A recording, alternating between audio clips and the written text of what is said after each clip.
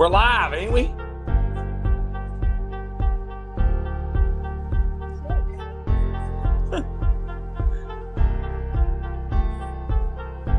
Totem Pole, Totem Pole, Totem Pole, Totem Pole, Totem Pole, Totem Pole, Totem Pole, Totem Pole.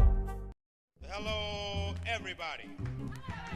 Recording live from somewhere. Oh, yeah. You see, today is Monday. It's Memorial Day. And we want to thank you for all the veterans that served our country because America is great. It's me. You got Coach Troy Taylor, who ended the school year as being a teacher, and his future is to be determined, which I won't say nothing about that. But it is exciting because it is NBA. Game 4. The Boston Celtics versus the Indiana Pacers. And it's time for the first time since 2022. MK is in the house. MK is in the house. MK is in the house. For the second time in 3 years, the Boston Celtics will make the finals. They will make the finals. They will make history. The Boston Celtics will be playing the Dallas Mavericks in the NBA Finals. Coach Troy Taylor, who do you have in tonight's Game 4 elimination game between the Celtics and the Pacers? Celtics. They're going to end this thing, man. We're going to get to the finals. We're going to get right to the money game. What do you think? I think that we're going to be great. We're going to win. We're going to celebrate for a little bit, and then we got to get more championships than the LA Lakers, than the purple and gold team. Because, you know, LeBron's no longer to be on that team, so then the Boston Celtics have a chance to somewhat create a dynasty. But tonight has to start with the Celtics doing good on offense, running the offense, and not get beat in the paint, and don't let Indiana have any type of hope. Zero hope. Let me see. I got to look on my phone for a second. I sent Paul the link. Yeah. So we're good. So what are some keys to the game here?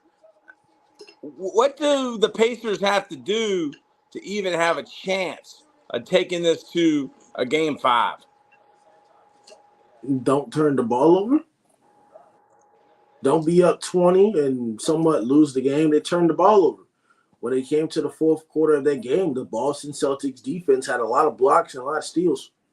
And Indiana, they had a chance to win every game. Paul was wrong, like always. He was 0 for 3. OKC was going to win force of Game 7. Thought the Denver Nuggets was going to win Game 7 and thought the Pacers was going to blow out the Celtics. But what did I keep telling y'all? Stop predicting that somebody's going to win within 24 minutes of the game. The game is played for 48 minutes. It is 12 minutes in each quarter. There's 4 quarters. It's 48 minutes. Stop saying the game is over at halftime because somebody's up by 20. When you looked at the Pacers and Celtics game, they were only up by 12 at halftime. So we've seen teams be up 20 and lose. And this is a definition why, especially in the playoffs, you don't want to say the game is over at halftime because any comeback can happen. Even though the Boston Celtics made the game a lot harder than it should be, they found a way to win. And that's what's great about entertainment and the quality of this sport. You're down 20, you're down 25, okay. I'll just find a way to win. I'll keep fighting. I'll keep scratching. I'll keep clawing. That effort, I wanted it. The Boston Celtics been there and done that. I mean, they've been to multiple Eastern Conference Finals, so the experience is obviously there. The Indiana Pacers ain't got no experience. The Indiana Pacers missed the playoffs the last 2 years when Carlisle was there. I give Rick Carlisle credit for missing the playoffs twice and then advancing to the Eastern Conference Finals. I give him credit, but it comes out to experience as well. This is an inexperienced Indiana team, a very young team. The Boston Celtics, they've been there and done that. So Indiana has a chance if they don't turn the ball over, but I don't think they have no chance. If I'm the Boston Celtics, slaughter them at home, send those Indiana fans home crying and whatever, and then we're going to the finals. We're on to the Dallas Mavericks, as what Bill Belichick says. On to the next one. Yeah, I'm just sitting here watching them talk on NBA Countdown. Chris Paul. Chris Paul what's going to be the next Kenny, what's his name? Kenny Smith. He's got that good hairline, man. His hairline's a lot tighter in the front than it is once you go a little bit further back. Guess what the spread is tonight's game? The Boston Celtics spread is -7.5. That is the spread tonight. 7.5 is the spread. Give me the Celtics with the spread. Taking the Celtics in the spread -7.5. And the over-under is 222.5. Give me the under.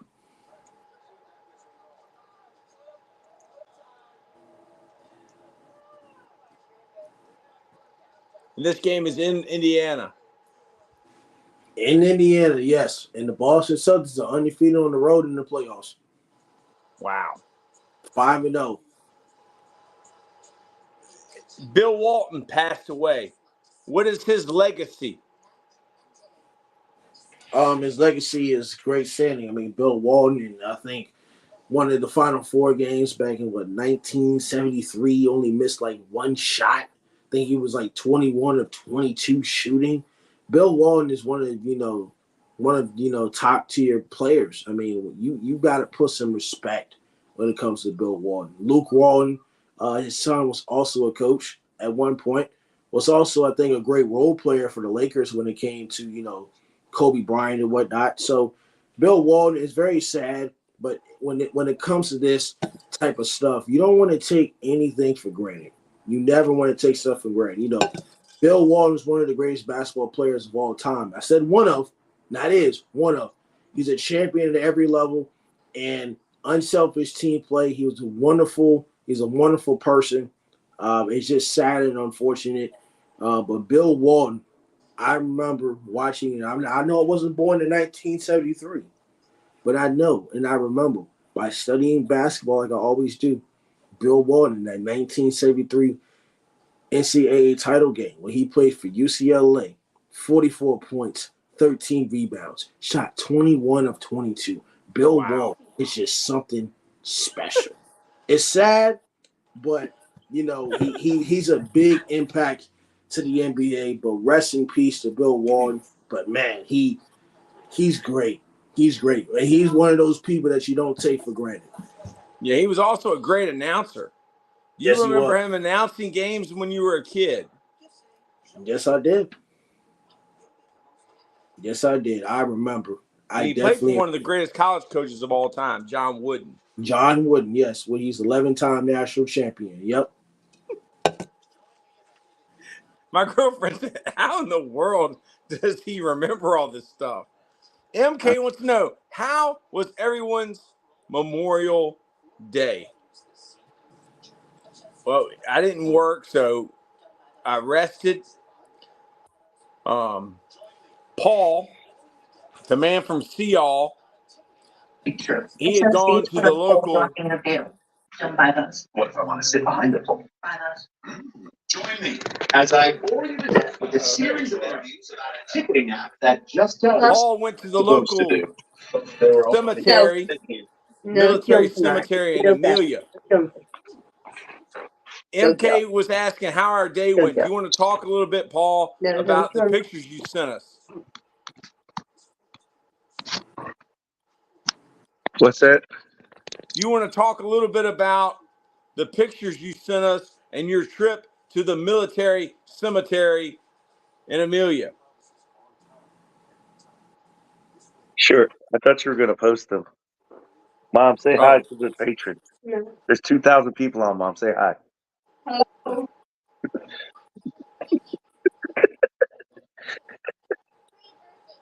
You got to talk to the patrons. I think I could probably.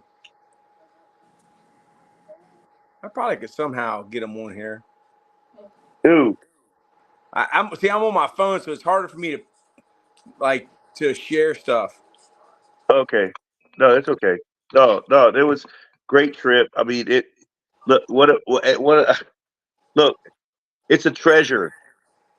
It's one of the treasures of this area that people that know about it, you can go by. I mean, even if you don't have anybody like that served in the military or whatever, but just to drive by there and knowing we have like little Arlington and in Amelia it's a beautiful thing. My friend Jimmy Rogers, he always used to say, we want this place looking like Arlington National Cemetery. We'll go to Amelia. We don't want a cigarette butt. We don't want anything out of place. We want it looking like Arlington National Cemetery. Take a trip one day when you just want to go driving. You would appreciate it. And then you'd see, all the people that there's, people that died in Vietnam and Korea. You want to go? In some of the wars. It's really nice, and it's all dressed up right now because of Memorial Day. So yeah, it's pretty cool. So will Agent 6 be back tonight? Agent 6 decided not to drive home today, so he will be here. Wow. But Agent 6's beard is whiter than yours.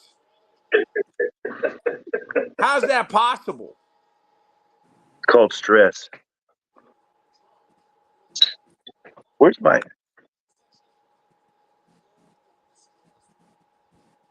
whatever. Lambo, how are you feeling tonight? I'm wearing my what you call it tonight. That's what I'm wearing. I want my Celtics to get the job done, and we're on to the NBA Finals. That's just how I look at it. We're on to the NBA Finals, but the job is not done. We have to win a championship, and I think Boston fans like me would love to see a championship in the hand of Jason Tatum. Will Jason Tatum recreate the Kobe picture? No. If he wins the championship, you don't think that he will recreate the Kobe picture? No. Who? Dude. Jason Tatum. If he wins the NBA Finals, will he recreate the Kobe picture hugging the trophy? No. He might recreate it, but I don't think he's going to be on Kobe's level. I mean, let him win more championships. I'm not going to be satisfied with one. Let's win more. This league is about winning, so I'm not going to be. I was just asking, was he going to take that picture like that? Look, now it's Paul. Hey, MK, listen. Hey, guy, this. All right, this is how this is me. I'm not a Celtics guy. I don't like the Celtics just as much as I don't like the Cowboys.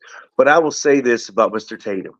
He hasn't done anything to me to rub me the wrong way, and I will feel just as good for him and bad for him if they don't win.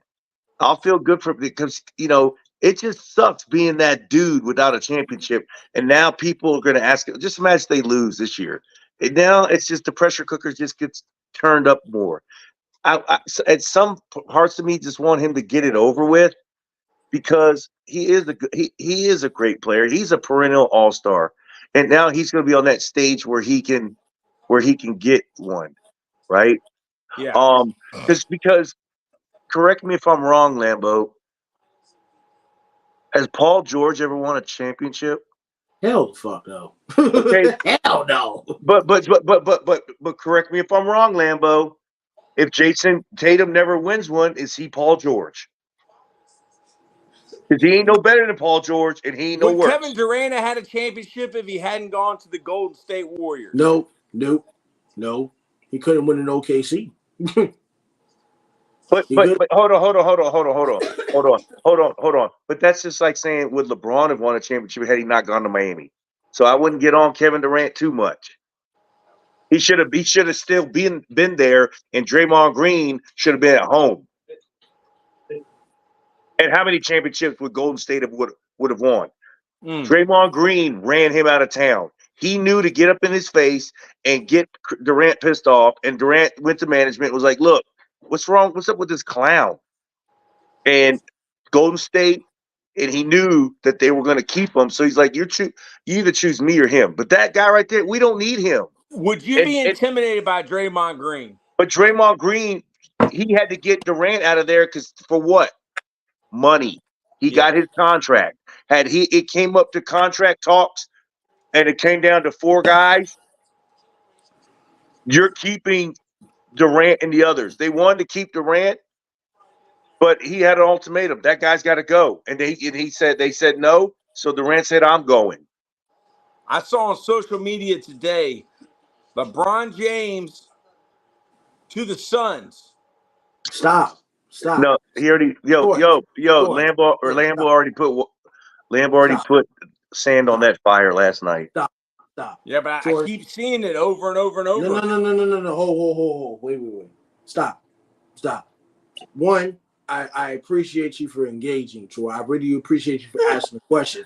But two, this is nothing to talk about here. They have no picks. They have a second-round pick. They still have contracts with Bradley Beal, Kevin Durant, and Devin Booker with no bench. It's not happening. It's not happening. That's the end of the discussion. There's nothing to say about the Suns. They still don't have a coach. It's the done. quote of the day: the pain you feel today will be the strength you feel tomorrow. Go ahead, Paul. That's correct. Get out there.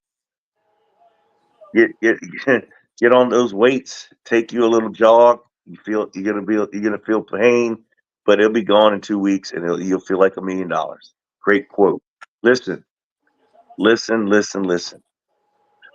I want to take a little time out to send my condolences to the Walton family.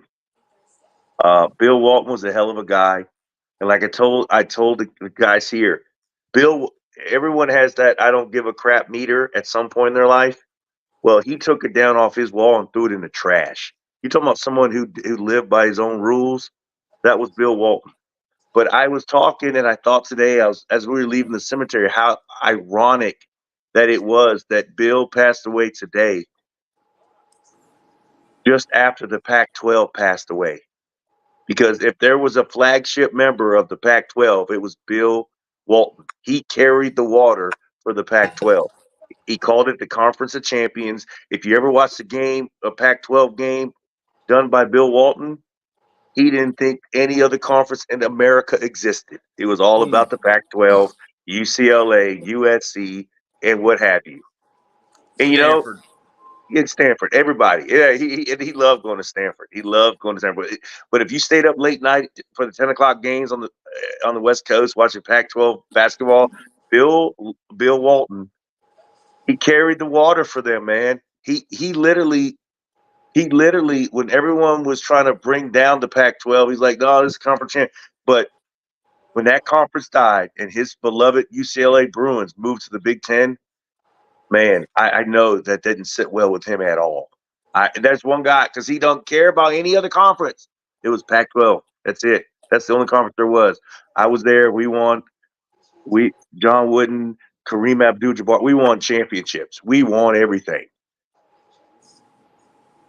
86-4. They never thought somebody would come behind Kareem. Kareem lost 2 games in college. In his 4 years, he lost 4. And they were like, we never. In 1973, what was his shooting percentage in the championship game? It was close to 100. So 21 of 22. Wow. Was maybe, I don't know the exact number. Is it 96% or 94%? That's close enough for me, man. 94%. If you know the enemy and know yourself, your victory will not stand in doubt. That's like some art of the war. Sun Tzu quote there from MK. Paul, if you know the enemy and know yourself, your victory will not stand in doubt. I can't wait to get Agent 6 on here so we can learn some more about his golf game in Princeton. He might have given me a change of thought after last night. About what? Are you will Lambeau be going to Princeton, New Jersey? Maybe. Is this a possible?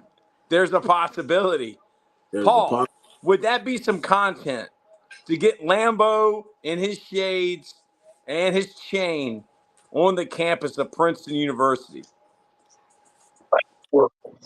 Absolutely. That would be. We should do, these eating clubs that they have. They don't have fraternities at Princeton, but they have eating clubs, and they have a chef that Agent 6 was telling me about. What if Lambeau went to these eating clubs and he was the one that tasted the food and reviewed how the food tasted to Lambeau? He loved the Grateful Dead. I have one word to describe that. Yeah. Content. That would be content. Yes.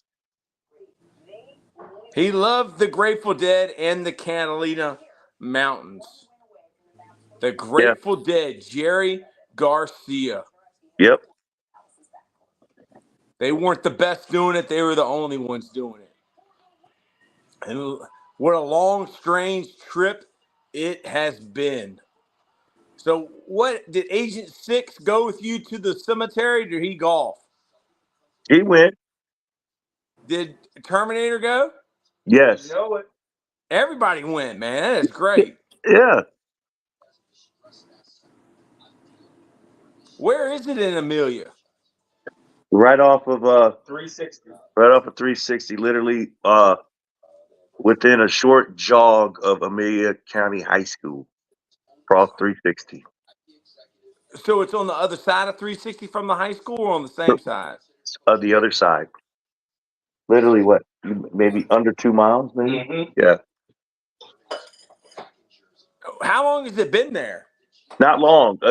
We were just talking. There's a couple, either two or a group of Marines bought the property and said they want to create Arlington Cemetery here. So they must have been local Marines, or they just were guys that retired here, and they were, they were way past retirement. They were like, hey, we have this idea, and they ran with it.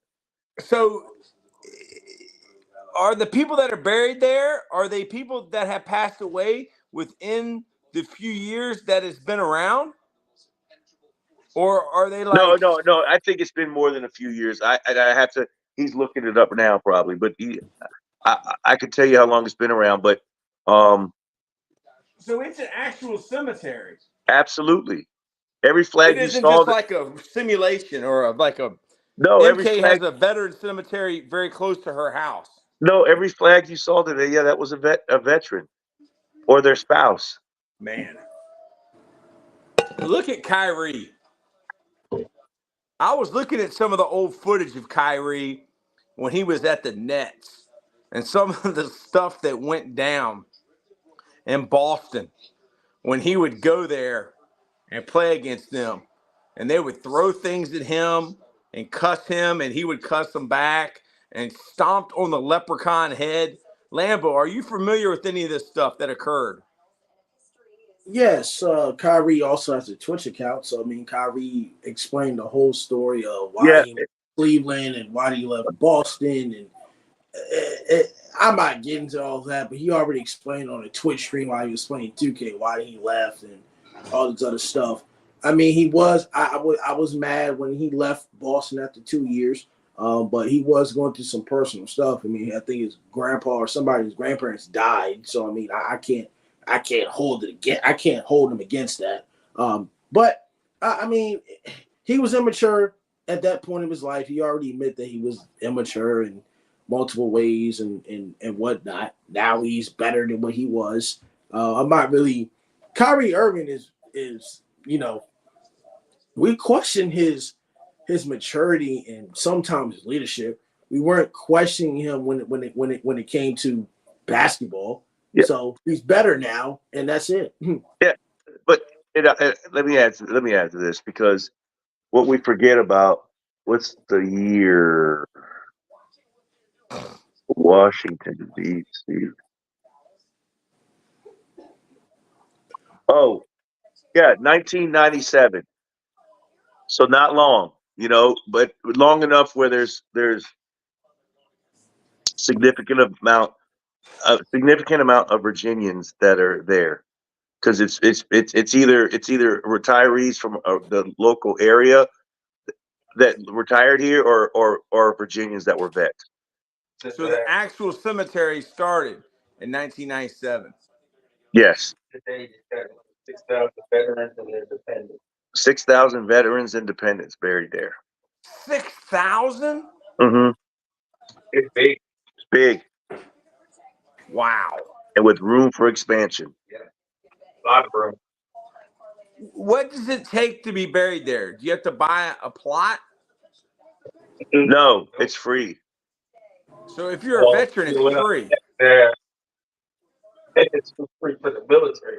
That's what I'm saying. That's what I'm saying. No, I'm saying, like, yeah, because veterans are buried there. So yeah, the plots are free for veterans, and all they need is a form DD form 214 to make them eligible to be buried there. I mean, and again, a veteran is not someone who retired from the military. A veteran is someone who served 2+ years in the military. You're 2+. considered a veteran. That's it.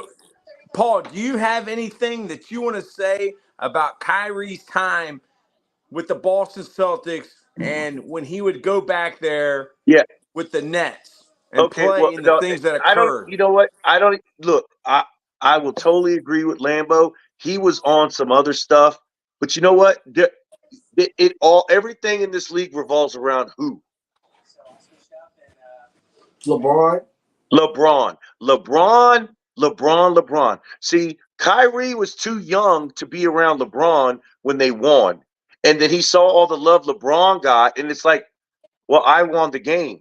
And then he was like, dang. He won the game. This guy gets all the credit. That's a good point. Yeah, he gets all the credit, though. I don't know. He gets, if you're on a team with that guy, he gets all the credit. The coach doesn't get anything. And again, I just think as a young man, you got to remember, he was young then, because LeBron came back from Miami to him.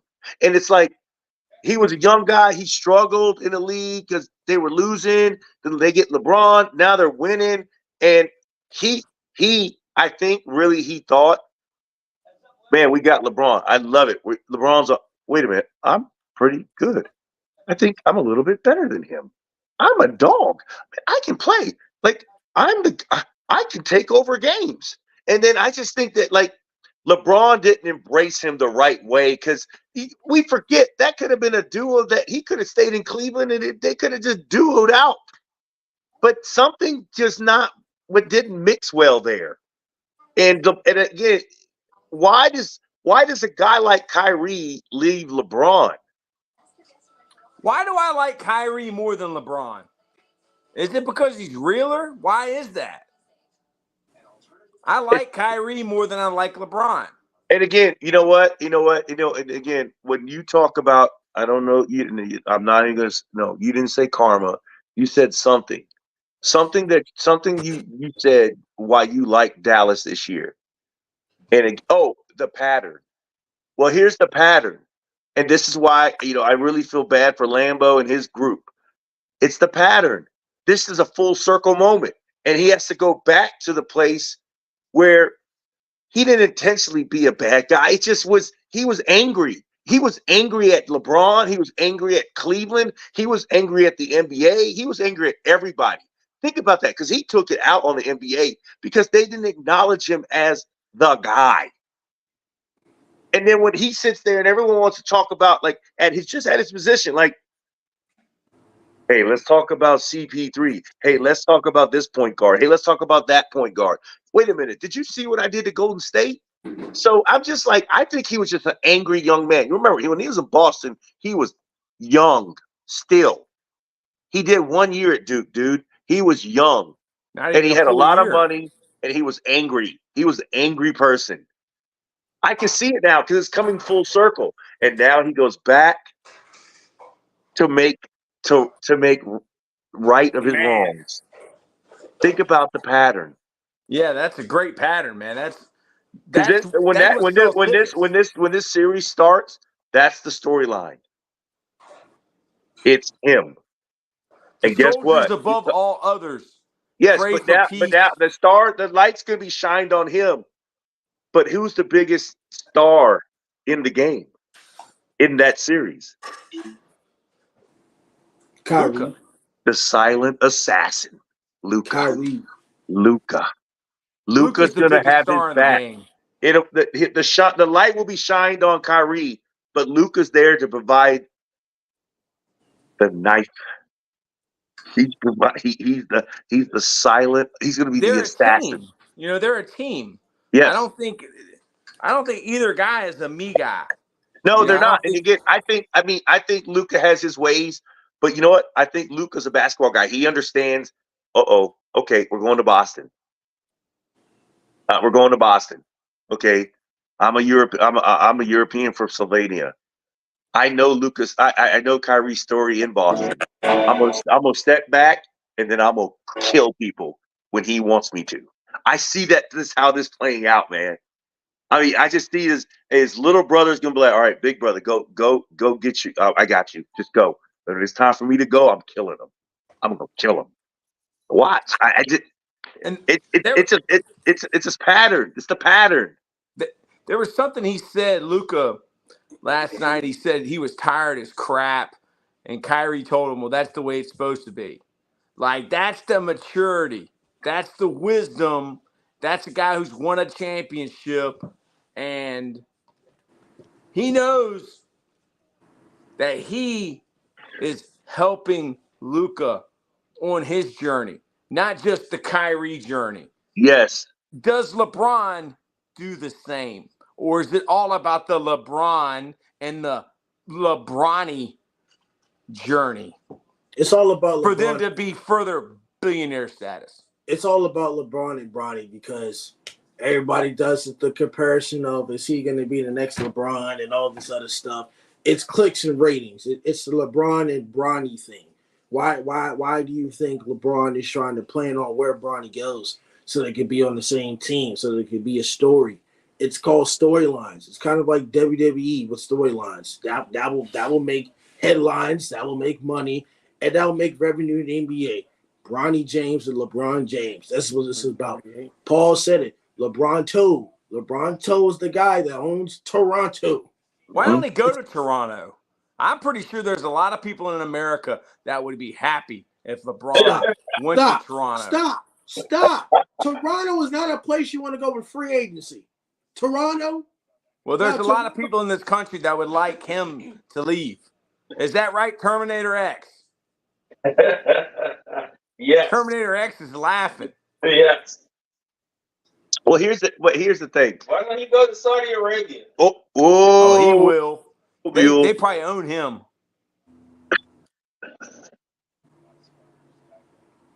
Lambo, did you see that? 4 years, $900 million for Bronny to go to Saudi Arabia. I did not see that. I would go. Yes, there's the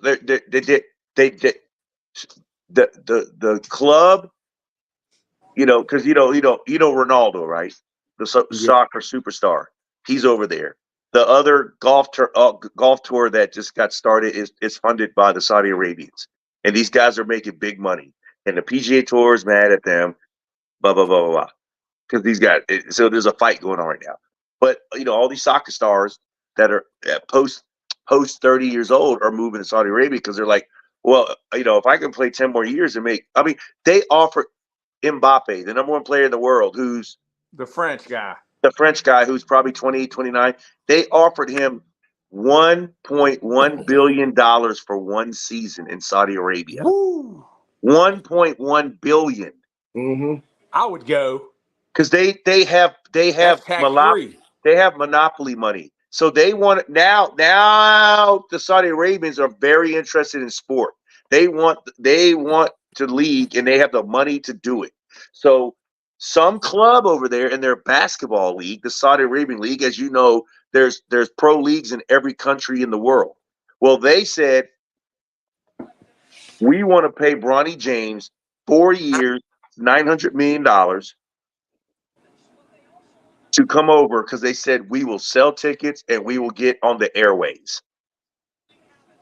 Now, and again, I say that just to back what you said, the whole Bronny James story. Like, so the Lakers, a flagship franchise in the National Basketball Association, will they make, lose, or make the same money if they draft Bronny James in the second round this upcoming draft, and LeBron chooses to stay in with the Lakers? Will they make, lose, or remain the same? They're always going to make money. They're going to remain. Are they going to make more money if they draft Bronny James? The minute his name is called as a second-round pick of the Los Angeles Lakers, what happens to the Lakers? What happens to the price of the Laker franchise? It's going to go up. Merchandise is going to go profit. Profit is going to go up. That's right. That's right. So when we think the Lakers are the Lakers, that's the top of the line flagship franchises in the world. That franchise, I would love to see the bump from the minute they call his name as a second round pick to the next minute when he's been picked. What is the value of the Laker franchise in 1 minute? Imagine that. Their value may go up, but I think they lose respect. What? I think their value may go up, but I think that they lose respect by drafting Bronny, because that just shows they're not trying to win. Oh, wait. So the NBA draft, Troy, has 2 picks. Now, I know they had the 17th pick. You're not going to spend the 17th pick on Bronny. You might do the 55th pick. Obviously, when you're trying to rebuild the Lakers roster, you just fired Darvin Ham after 2 seasons. You'll be now what you just said about being selfish and may not get better. Now, they're stupid if they pick Bronny with the 17th pick. That's kind of dumb. There's other players around that other players around that are better than Bronny with the 17th pick of the draft. Yeah. 55, I don't care if you pick him at 55. Don't pick him at number 17. First of all, it's not after the first round of the NBA, contract is not guaranteed. You're not if you get drafted in the first round of the NBA, you got a guaranteed spot on the roster. Okay. Second round, they ship second round picks all the time overseas to get better, what have you. And they were talking about, Bronny playing on LA's G League team as second round. But let's dig into this a little further, because to me, I look at it as, okay, the Lakers. And again, LeBron, his agent came out and said LeBron's a free agent. They slipped there and said something. So that means LeBron is going to test free agency. He's not going to opt into his contract. He's going to opt out. Does that mean he's not coming back to LA? No, because he can sign a 3-year deal and come back to the Los Angeles Lakers. Here's my thing.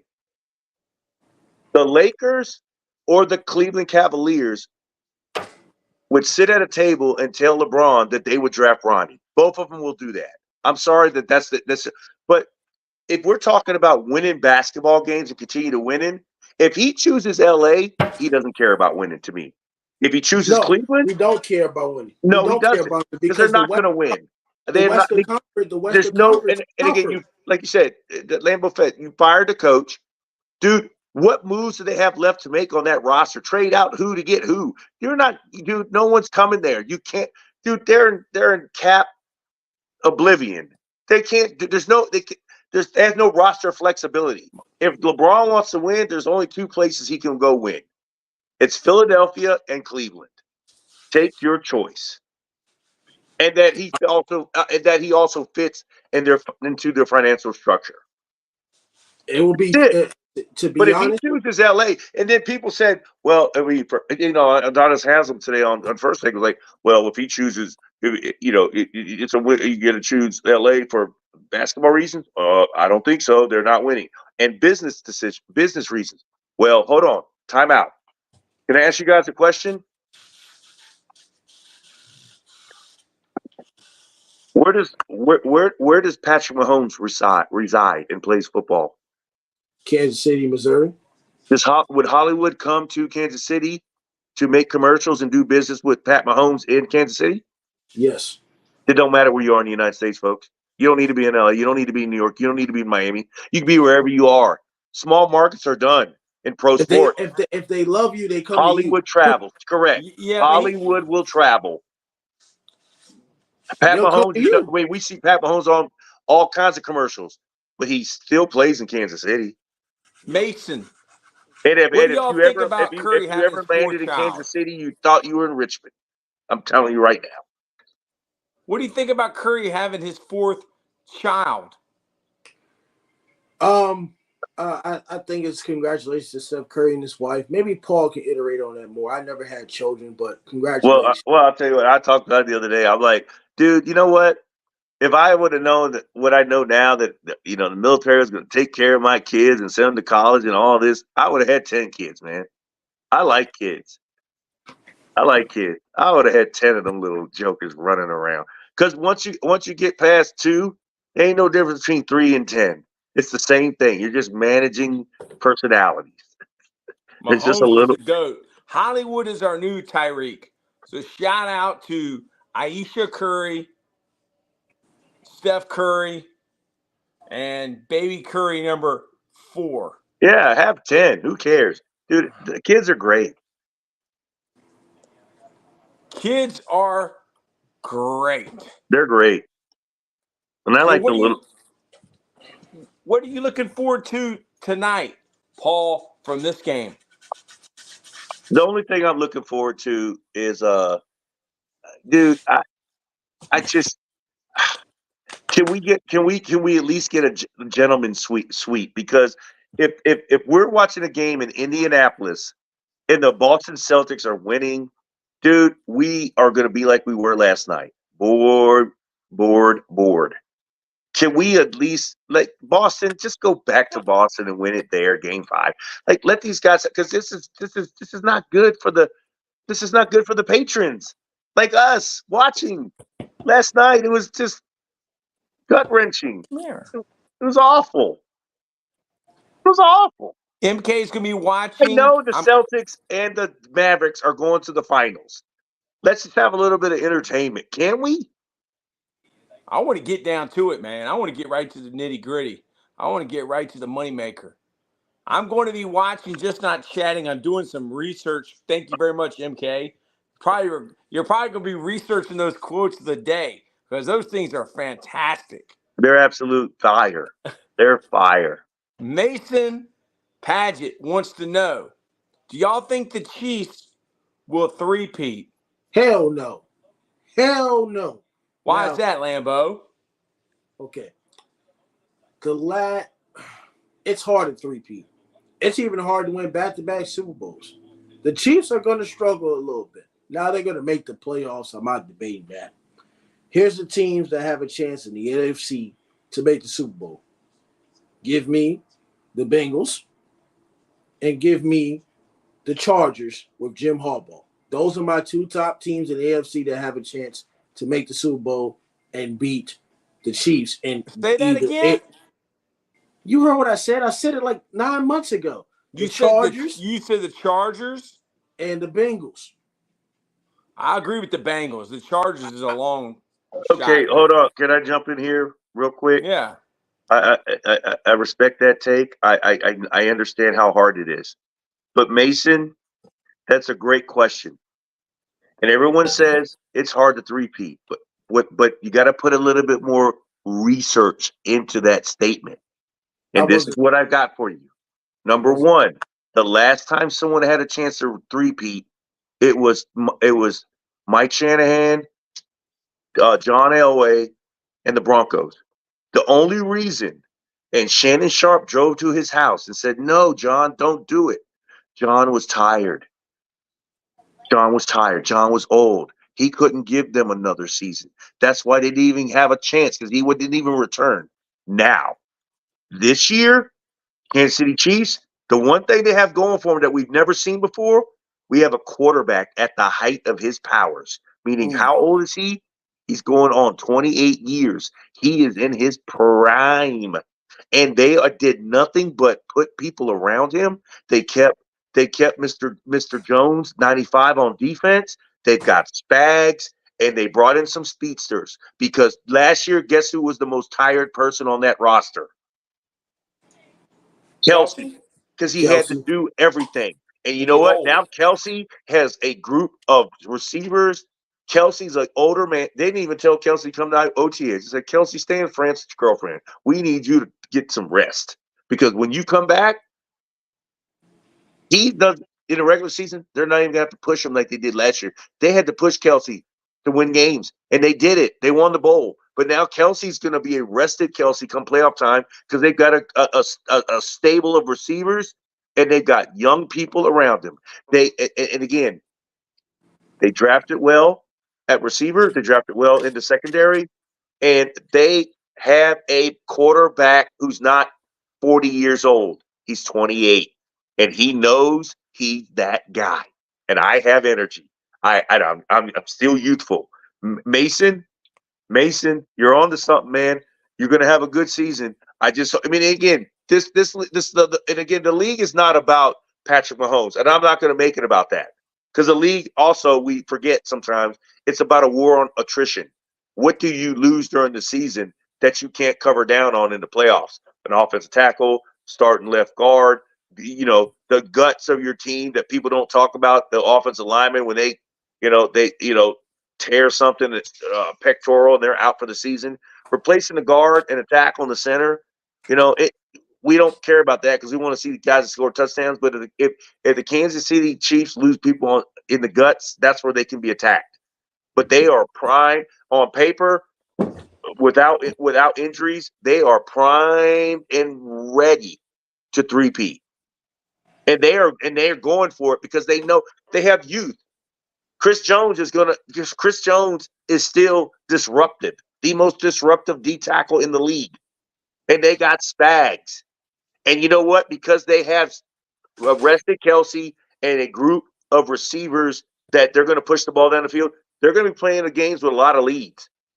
And that defense is going to B-, it's going to go to A- real quick when you're down 13-0. So the pattern, we're talking about patterns.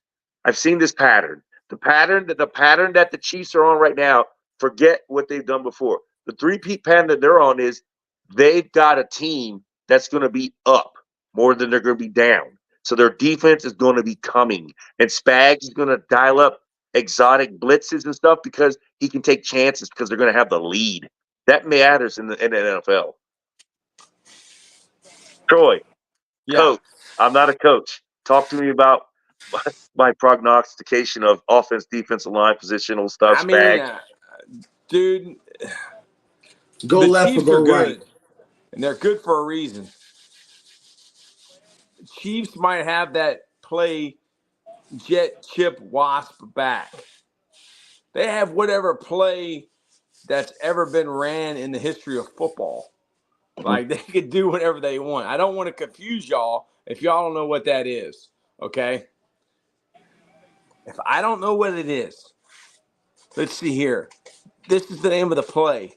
Jet, chip, wasp, back. Hey, hold on. One more thing, Troy, because you're a coach. I would pay $200 more than that right now to rewind the clock, and then I would bring you on the flight with me, and then you'd walk through the facility, and when Brett Veets, the GM, Mike's boy, goes, "Hey, you guys want to meet Coach?" And we were so like, "What?" No one said nothing. And he goes, "Let's go." No one said nothing. So he knocks on the door. He's like, "Hey, Coach, I got some guys in here." He goes, "Hey, guys, come on in."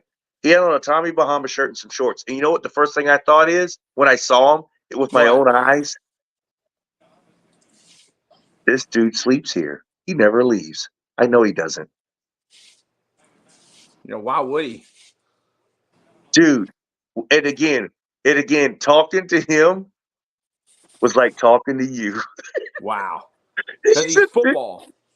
Yeah, that's it. He's all football. Do y'all think Mahomes is a Hall of Famer already? Yes. Not Yes. yet. There's only one quarterback that's got 2 Super Bowls that ain't in the Hall of Fame. Eli, Yes. man. Yes. He's a Hall of Famer, dude. Yeah. Okay, Indiana's up by 2. I got 11:06 on the clock. You're ahead of it. Right. 6 seconds.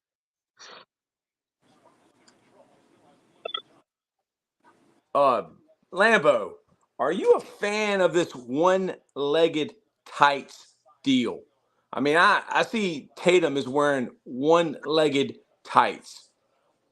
What is the deal with that? Like, I see, what's her name, Angel Reese doing it, but one-legged tights, they rip them out or they make them like that? Do they have No. left-footed and They cut It's a them. leg sleeve. It's a leg sleeve. It's a leg sleeve. You have you could buy one of those leg sleeves where it's just for you. No, that's not a leg sleeve because look at the other one. It's cut. He cut it before the game. Look at it. See this I know it's cut. I'm just saying also as well, there's leg sleeves like that too without being cut. That's all. But he's got on a full set. He just cut the one leg off. I mean, that's just a style. I don't even. Why really do they cut one leg off? I don't What do know. y'all think of the Falcons' Michael Penix Jr. pick? I think that they got a guy that's special, and they took a chance. And I'll pass it to Paul because Paul, he's very passionate about this pick. Brandon Tom said swag, just like your beard. Your beard is the ultimate swag. Okay, so You know who Mike, beard I like better? Michael. Who? I like Jesus' beard better. I thought you were going to say Agent 6. Hell no, I think that's fake, but never mind. I don't know if he's part of the CIA or not. I don't know. I don't want to blow his cover. Is Agent 6's beard fake? If he's part of the CIA, I don't want to blow his cover. So, If he's a part of the CIA, I don't want to blow his cover. That is great. What do you think about the Michael Penix Jr. pick, Paul? I love it. Because when Troy, you know this. I mean, you're a coach, so on your level, and again, you've done it in college and in high school. But when you see a guy with your own two eyes, and he makes you just go, he makes you not forget about him, and you just fall in love, and you just signed a quarterback for $100 million or what have you, that is on the back end of his career. Sometimes you make that leap. And you know what? At the end of the day, if they did find the diamond in the rough and they found the guy, guess what? The Pittsburgh Steelers would sign up tomorrow to take Kirk Cousins off Atlanta's hands because they got nothing. The thing with Kirk Cousins is like, Kirk, you were the second quarterback taken in the same draft as the number 2 pick overall. But his argument is, dude, we had a top 10 pick. Where's my receiver? Like, we could have got Odune. Rome Odunze. Yeah, they could have got him. I mean, and he's just like, dude, we wasted a pick on a guy that's not going to play. So wait.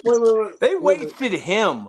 They should have just went with Michael Penix Jr. They should just trade Kirk Cousins right now. Whoa. So I agree with what Paul is saying. I think the Michael Penix pick shocked a lot of people. I think it's a great pick. Kirk Cousins, ladies and gentlemen, is coming off an Achilles injury. And I ain't gonna lie, Kirk Cousins is a regular season quarterback. Let me say that again. I would take Dak Prescott over Kirk Cousins. No, I wouldn't. No way. No, sir. No.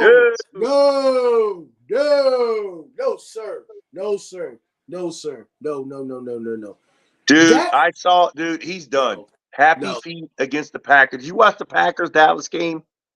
He looked like a rookie.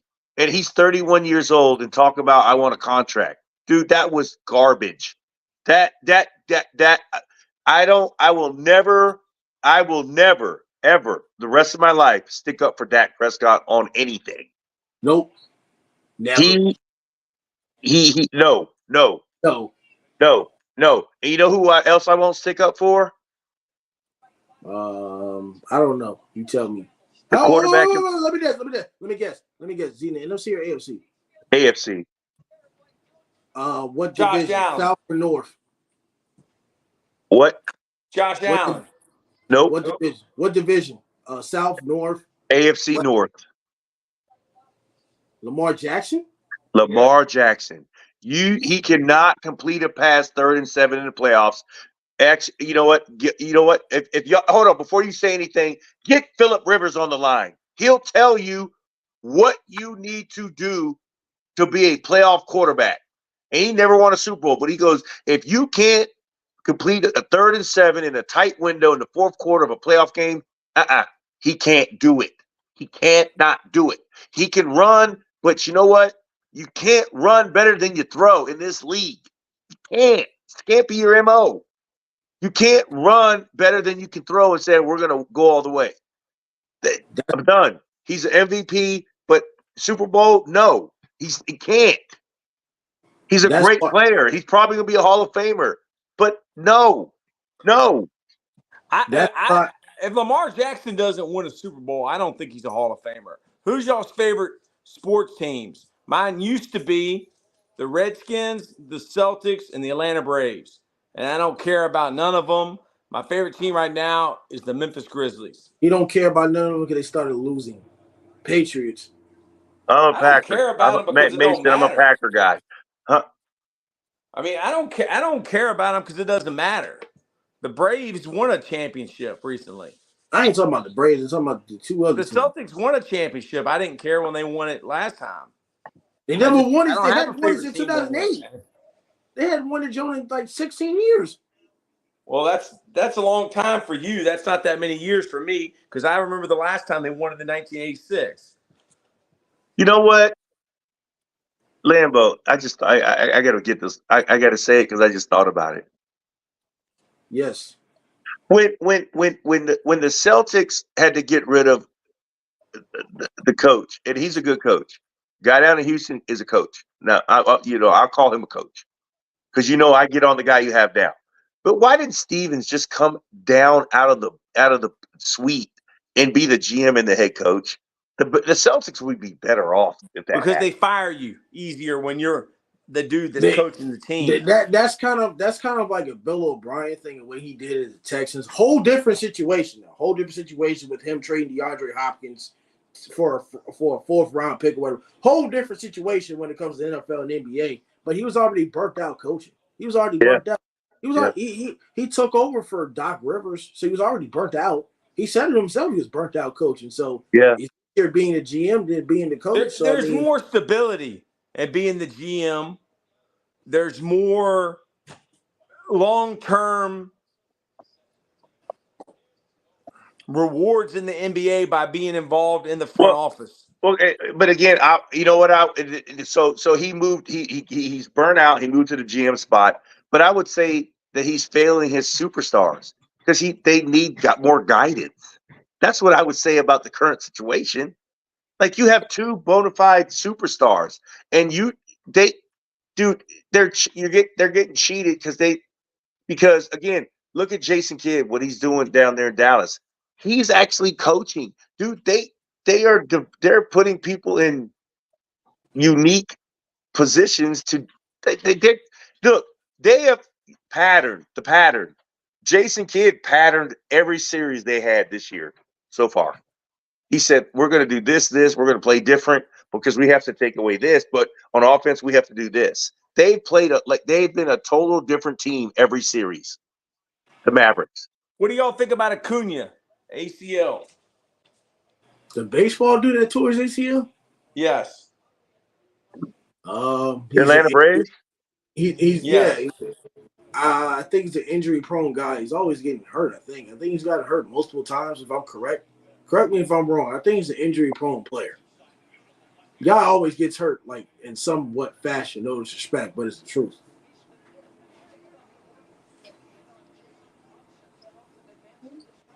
Ronald Acuna Jr. Dude, 16-13. Celtics are up. Wow, man.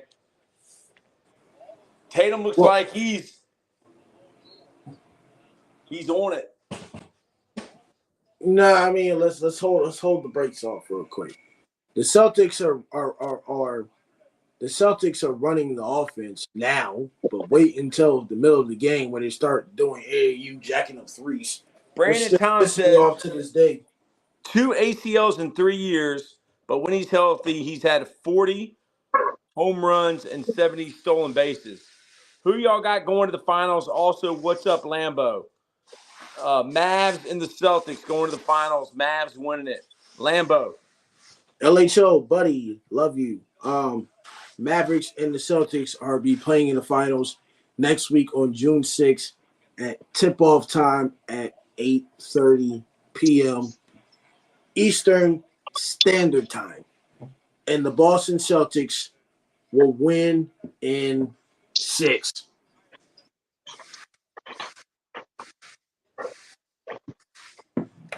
hey, where's game 1 at? That's important. Who's got the home court? Boston. That's Boston. right.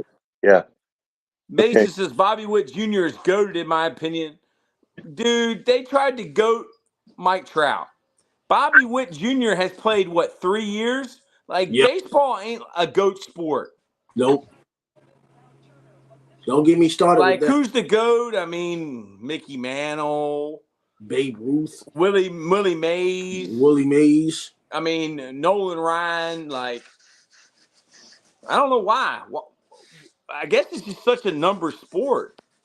It's all Lucas about says numbers. good choices. They have been great superstars. Bobby Witt Jr. is better in my opinion, but I might be better. There you go. Well, I hope you remember us when you get to be the next Bobby Witt Jr. Because we'll still be the low man on the totem pole. You think anyone going to drop a 50 bomb in the finals? Maybe. I hope not, but maybe. Whoever drops a 50 bomb will probably be between Jaylen Brown, Luka, or Kyrie. I'm not really worried about a 50 bomb.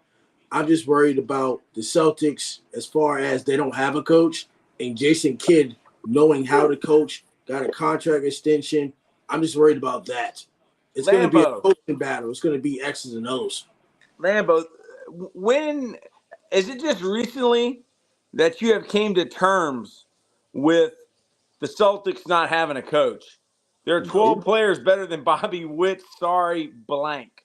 That's what Brandon Toms says. Brandon Toms, where are you? Bobby Witt. What NFL teams do y'all think is the biggest threat? The ones with the best quarterbacks. The big so the Bengals.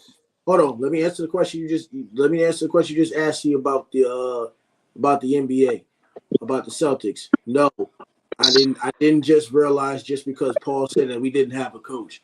I like Ime Udoka and still miss Ime Udoka till this day. Now, let's go back to what team do you think is the biggest threat? Okay, biggest threat to the Chiefs is the Bengals. The reason why I'm not saying the Ravens is because they had their chance, and I don't trust the Ravens when it comes to the postseason. So I think the biggest threat to the Chiefs is the Bengals, just because of the matchup in Joe Burrow, and they've been there before. I also think the other threat of why it asked me who's going to go to the Super Bowl in the AFC, talking about the biggest threat, meaning the biggest threat to the Chiefs, I think it could be the Chargers. The reason why I say the Chargers is because I think that Jim Harbaugh can finally get the groove, or finally, get it out of Justin Herbert. Can he be the Justin Herbert that he was at Oregon or better? I think Jim Harbaugh can get it out of him. Now, they rebuild that offensive line, and I think that, the Chiefs will get challenged by the Chargers in the regular season. They're in the same division as far as the AFC West. So that's why I said both of those teams are probably a threat to the Chiefs in the AFC. AFC, I don't see anybody else. I'm not picking the Ravens because I don't trust Lamar Jackson. Texans, they're not there just yet. And any other team in AFC, I don't see it. Will Jordan Love have a breakout season? Well, we'll see. I think he had a great season last year. And I told Dallas Cowboy fans and I told Coach Taylor that, Jordan Love was going to have a breakout season, but he didn't believe me until he started looking like Aaron Rodgers in that playoff game. I think Jordan Love will have a breakout season. I'm not too high on him. Not saying in a disrespectful way that I'm not too high on him, but let's see, because they did start off 3-6, but Green Bay's always been in a situation where they start off 3-6 and then they start winning games. But we'll see how consistent they are this year. I still think that Green Bay goes back to the playoffs. What are your thoughts on Roger Goodell? Because when you watch the draft, he comes out and everyone boos. I think Roger Goodell is a piece of shit. I think he's a scrub. Roger Goodell is okay, not okay. I don't have any real feelings for Roger Goodell. He just all he cares about is making money. I don't think he really cares about the players because now you're talking about an 18-game season with 2 bye weeks. Like, how many more games do we need? It sounds nice, like entertainment-wise, but you're not going to hear that anywhere else other than Totem Pole Nation. That Roger Goodell is a POS. You're not going to hear that anywhere, are you, Paul? No, I think there's a lot of other people that don't like him. It's not just us. That's not a true statement. And again, I need a separate show to talk about the Roger Goodell and the NFL just as an entity. It just there's some things that I just really wish was different. But no, Mason, we're smarter than Pat McAfee. He don't want the smoke. We're way smarter. ESPN should allow y'all on almost like the Pat McAfee show. We're smarter than Pat McAfee. Paul, no. Let's not put people down. Paul, Pat what's your vision? Pat Matt's good. Pat Matt's the man. I'm not putting them down. All right. Paul, what's your vision? Let Mason Padgett know your vision. What do you see for Totem Pole Nation? I see it. Personally, I see it as a Richmond-based sports show that gives you live content every day and covering all the local sports here and the surrounding the teams in the surrounding area. Touch on a little bit because it's getting bigger here and people like to talk about it. Touch on a little bit of high school football because we all love and adore that. But and then our local colleges in the state of Virginia at the you can go from Division III all the way up to FBS in this Mason, state. where are you from? Totem Pole Nation's the GOATs. Lucas, Brandon McInnes accused of assault. What y'all think? Is this going to affect the Jags season? I'm sorry. That was funny the way you said his last name. It's Brandon McMahon. You said McInnes. Mason is in Jacksonville, North Carolina. Marine Corps. Brandon He's in the Marine Corps. Brandon McManus, I'm not going to talk about the sexual assault stuff, but I don't think it's going to affect the Jags season. I think when it comes to the Jacksonville Jaguars, it comes down to execution. They fired the defensive coordinator. I think they fired the offensive coordinator. And this is Trevor Lawrence's breakout year, meaning that he's playing for a contract. So we'll see how good Trevor Lawrence is going to be. It's not going to have any effect on the kicker, but everybody does dumb stuff, whether he did it or not, but you're not innocent until you're proven guilty. Innocent until proven guilty. You're innocent until proven What do we think about Harrison Buckner's speech? I don't know. I never listened to it. I Don't just care. listen to people complain and be offended. And I've been listening to a guy named Wayne Dyer, who's very smart. And he talks about people being offended. Everyone is so offended. So I didn't listen to Harrison Buckner's speech. I don't even know who Harrison Buckner is. He's the kicker. He's the He's kicker. a kicker. But here's the thing. Kickers aren't football players. Oh, mule. Whoa. Kickers aren't football players. All right, Troy. If kickers aren't football players, guess what? Here we go. I'm going to go all the way back to when you started being a head coach, and I'm going to take your kicker away. He can't kick off. You have no one to kick off, and you have no one to make field goals or extra points. Go. I lost. You lost. I lost to Thomas Dale. Yes. But it's not because kickers are football players. I didn't have a soccer player to play kicker. That's the one good thing about soccer. Is soccer makes kickers and punters. Football players play football. You can't. I mean, unless they take punting and kicking out of the game, you can't just call them. Soccer players. Are long snappers football players? No. Whoa. No, they're not. Wait. Unless they played another position. Whoa. I'll take care of this. I'll take care of this. Ladies and gentlemen, the man from Rock Hill, South Carolina, by way of D.C. County. He coaches at Dinwiddie County. Special teams for Billy Mills. The great Billy Mills. Navy Nation. Is that new blue lights you got back there? I got this. Hold on. He's got a beard. He loves NASCAR. That's a great shirt you have on. He drove once. He was the driver in the number whatever car for Al Unser Jr. You Ladies drove and gentlemen, for NASCAR? Brandon Toms. And he drove for NASCAR? No, so time out. He drove a back to the NASCAR race. conversation.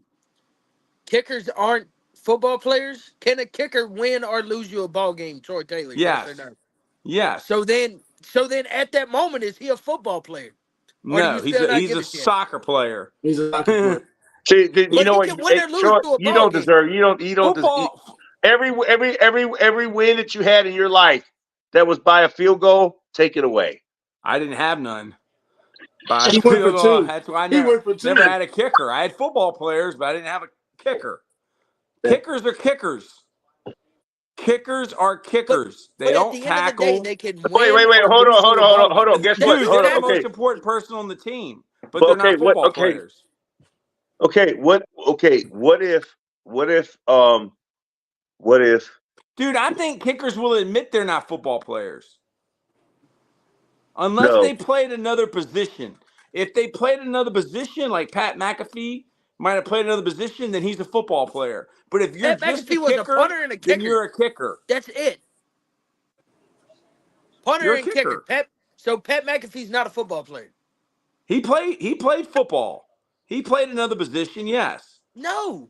He was a kicker. Pat McAfee did in high school. He played Troy another position. Troy Taylor, a historian of the game of football. Can I ask you a question? Is Ray Guy in the National Football Hall of Fame? Ray Guy he's the only kicker in it. Yes, he's not a kicker though. He played another position. What he play? He's a football player. He's not a kicker. He's a punter. I know, but he's a punter and he played another position. No, he didn't. He had a single digit in the 1970s and 80s. He did not play another digit. I guarantee you, Ray Guy played football before he was a punter. You don't think Ray Guy did anything other than punt the football? Okay, let me ask you a question. It's really semantics. Me saying that kickers aren't football players. Football players run and tackle. Kickers kick. The Adam Vinatieri. Future Hall of Famer. Unless he played another position, he's a kicker. But why is he in the National Football Hall of Fame, not the National Kicker Hall of Fame? Because I don't think they have a National Kicker Hall of Fame, but I don't think he would admit he's a kicker. This is universal. Kickers are kickers. They are not football players unless they played football. But quarterbacks are quarterbacks. But they're football players. Why? Quarterbacks are football players. Kickers are just different, man. Kickers are different. They're different animals. They're different beings. Kickers are different, man. If you can find a kicker that's a football player, So if a then kicker that's makes like a tackle, unicorn. if a kicker makes a tackle on a kick return and That the doesn't clock happen runs very out often. and you get the win, Troy Taylor, and you walk across the field with your non-pageantry ass at Thomas Dale going, "Hey, Kevin Tucker, sorry about that, man. That was tough, right?" What are you doing to the kicker? You call him a football player? Or is he I just love a him. kicker? I don't call him nothing. He's a kicker, but he knows he's a kicker. Well, what if he makes a tackle? He's a football player. Yes, he might earn that title. I agree with you. What do y'all think about Travis Hunter? Go back to that topic. He's Go back to that topic. The kickers aren't football players. He's a Kickers top- aren't football players, dude. Y'all know this. You said that, but hold on. You said a football player has to run and tackle. Does a kicker or a long snapper have to run and tackle? Usually no, but Well, most long snappers are football players. Come on. Look, hold. Whoa. Wait a second. Wait a second. No, I'm going to tell you. Hold. The long snapper for the Indianapolis Colts, and I could be wrong because right now he could have went to Tampa Bay. He was an All-American at William & Mary, an All-American backer at William & Mary. He wasn't even a William Mary. He wasn't even William & Mary's long snapper, but he's been 10 years in the league as a long snapper for the Colts. And I think now he's with the Buccaneers. He's a football player. He's still in Indianapolis. Okay. And he is the highest paid long snapper in the league, mind you. He's a football player. Yes. He's the highest paid long snapper in the league, right? Yes. He's a the college of William and Mary. $1 a year to there you snap go. a football, but he's not a football player according to Troy Taylor. No, I didn't say that. I just have one more thing to say before I come on. If he played another position, he is Agent a football 6, you better player. hurry up. So then I wasn't a football player in college, right? You were a football player Because you played all I football. did was snap in college, Troy. Not in high school. I said if you played football in high school, then you are not just a kicker and a long snapper. If all you've ever done is kick and long snap, you're a kicker or a snapper. We good. We good now. Yeah, you're a football player. Coach Taylor. Yes. Can I ask you one final question on this topic? Sure. If your kicker or your long snapper only kicks and only does their long snap and does not run to pursue the individual that's going to be advancing the ball from the other side, are you okay with that? If they just kick and if they just long snap and stop, and if they just stop, are you okay with that? No. Because they're pussy. And you know why you're not okay with that? Because once you cross that damn line, you're a football player. Thank you, Brandon Toms. Lambo. Yeah, but you were on kickers the and sideline. snappers will admit they're not football players. Lambo. Yes, sir. Did you expect your kicker to make a damn tackle if he needed to? No. Did you expect him to? If he pulled an Olay and you're standing on the sidelines and watch someone score a touchdown, what are you going to do to the kicker? Say nothing? Cuss his ass out. He's a football player. That's why you're going to do Max Alexander. Is LeBron James stigma? I see your point, Paul. But I know in my league we don't use kickers. We're just gonna go for two. We're going for two. We don't use kickers. What do y'all think about? And guess what? And guess what? Guess what, Lambo? I'm glad you said that because guess who was on the field because y'all had to go for two. The quarterback. Everybody else. A future kicker, but he's too little to kick. I wish there was more kickers. I think every kid should learn how to kick. We got one or two, but we're probably just gonna go for two. Max Alexander, is LeBron James stigma, and Mason Padgett? What do y'all think about EA coming out with EA College Sports 25? I think it's a moneymaker, and it's just gonna be Madden with college players in college uniforms, and you can recruit. Yeah. And again, they gave every kid $600 because they're for name NIL, but and a copy of the game, but that's a small drop in the bucket of how much this college football video I think games are making. I also think that certain people certain players are getting paid. John G, I think so. I think you might have found up. I think if you want it to be effective, then the guy needs to be a football player. So John G, I think that's a good point you just made. Thank you. I think also when it comes to that EA game as well, I think there's certain players that are getting paid by like tier, depending on their ratings in the game. So maybe a little bit more than 600. If I'm correct, if I'm not correct, it is. No, yeah, and you may be on to some, but initially, I mean, before the game, once the game goes out, they're going to send every college kid a copy of the game and a $600 check. I mean, they may have some incentive-driven things after that, but initially, yeah, everyone who opted in, because the Division I kids had to opt in to put their name in the game and their number or what have you.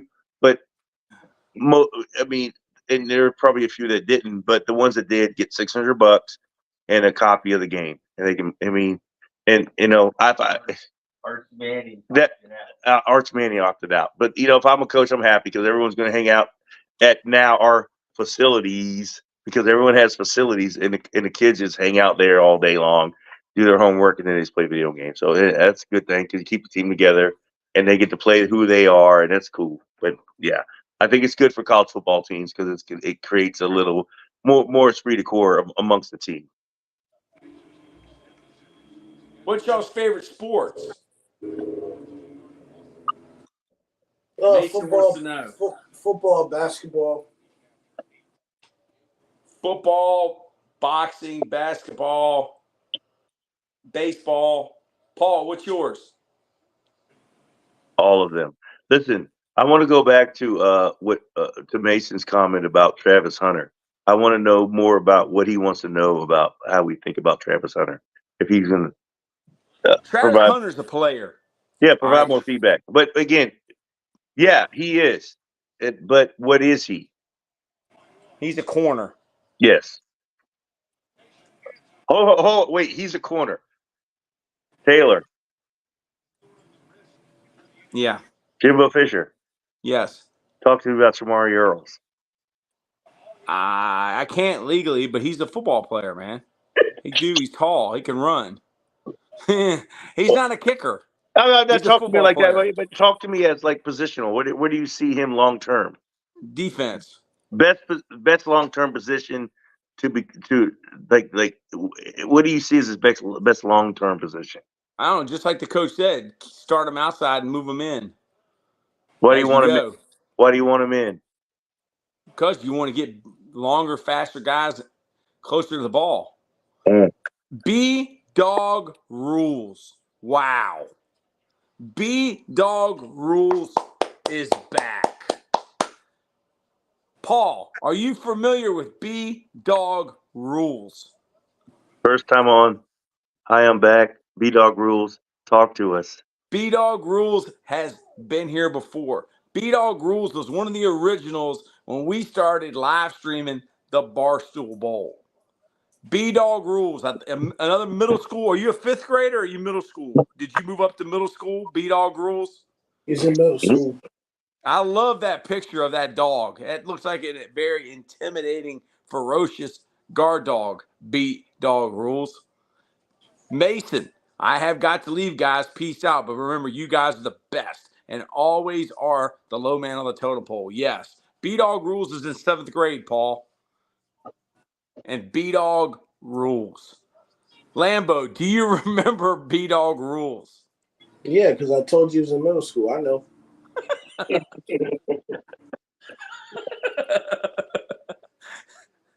What state does B-Dog rules live in, Lambo? I'm really testing if you remember.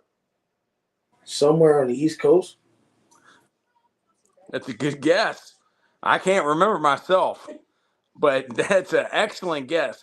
B-Dog rules. What state. He doesn't remember the exact state, but somewhere on the East Coast. Somewhere on the East Coast. Of the Mississippi River. And he is correct. Ohio. Cleveland, Ohio, if I remember. Cleveland. Guess who else lives in Ohio? Who? Your guy? My guy, Deer from Nonstop Deer. TV. Has the man from Seal ever watched any content from Deer? Who's Deer? I don't think he can handle that because he does some crazy stuff. Deer is kind of like a candid camera guy. He goes and does all this crazy stuff, pranks people, and he goes to like Ohio State games and talks junk and wears Notre Dame jersey, and then he wears like a Michigan jersey. He does some really funny stuff.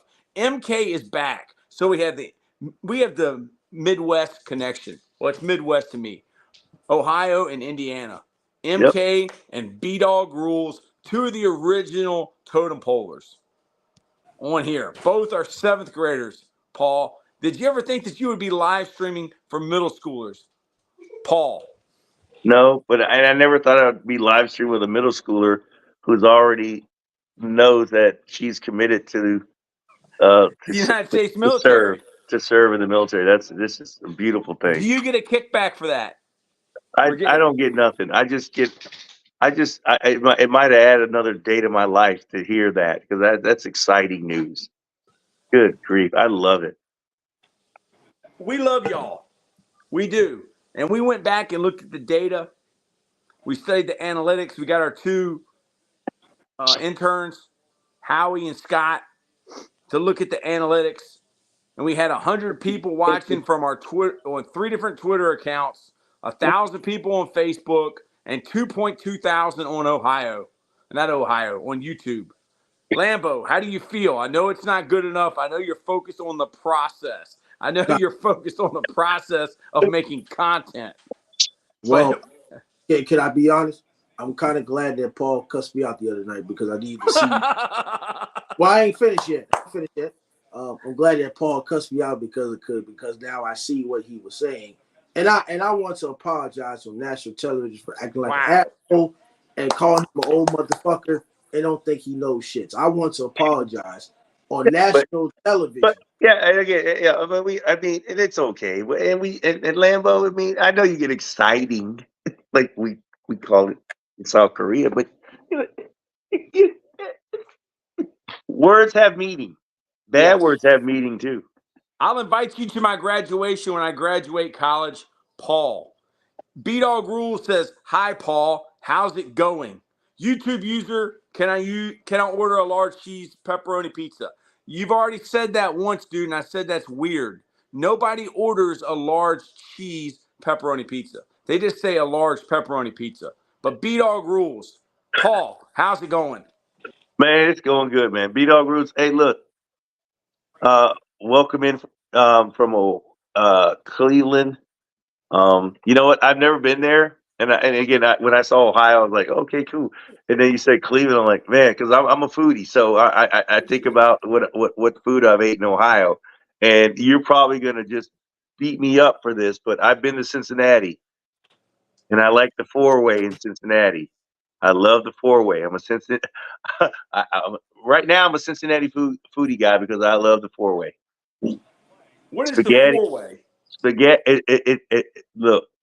A 4-way is spaghetti noodles, Cincinnati chili on top, which is like their spaghetti sauce, but it's like a really runny chili sauce, like 1 pound of cheddar cheese. Like you open a pack of cheese, just dump that on there with some onions, some kidney beans, and some crackers. You know, the little saltine crackers that are like this big. I forget the little oyster crackers. Oyster crackers, cheddar cheese, navy beans, onions. So it's high carb. Oh my God! Just look up 4-way Cincinnati, a 4-way. You're gonna be like, what in the world is that? Coach Taylor, what question did you ask me? But the 4-way is good. She knows about the 4-way. Look, MK knows what the 4-way is. I don't know. It's 42-39, man. Indiana's winning. 7:34 left. What? There's a lot of game that got to be played. I guess. Hey, MK, what's the name of that chain restaurant that sells that you can get a 4-way at? There's 2 of them in Cincinnati, and I know that they're in the Midwest.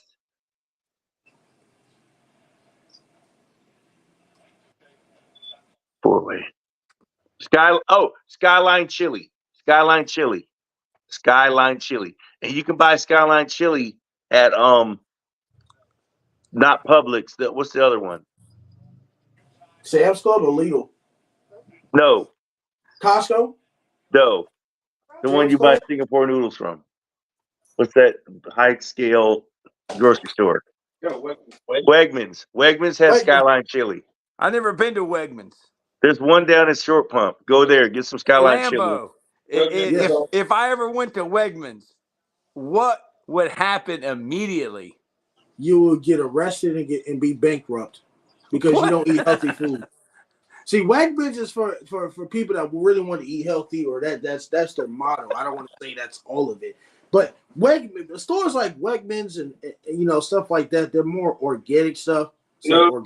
No. I wouldn't put in that category. I think you're confusing that with like a Whole Foods. I think we need agent. I said some of the stuff. I said some wasn't done. I wasn't done. We need Agent 6 on here. 86. Tell me Kemp on right now. I'm about to. But Wegmans, like I said, like Whole Foods, Trader Joe's, those are more like healthier, like up by us in the Northeast.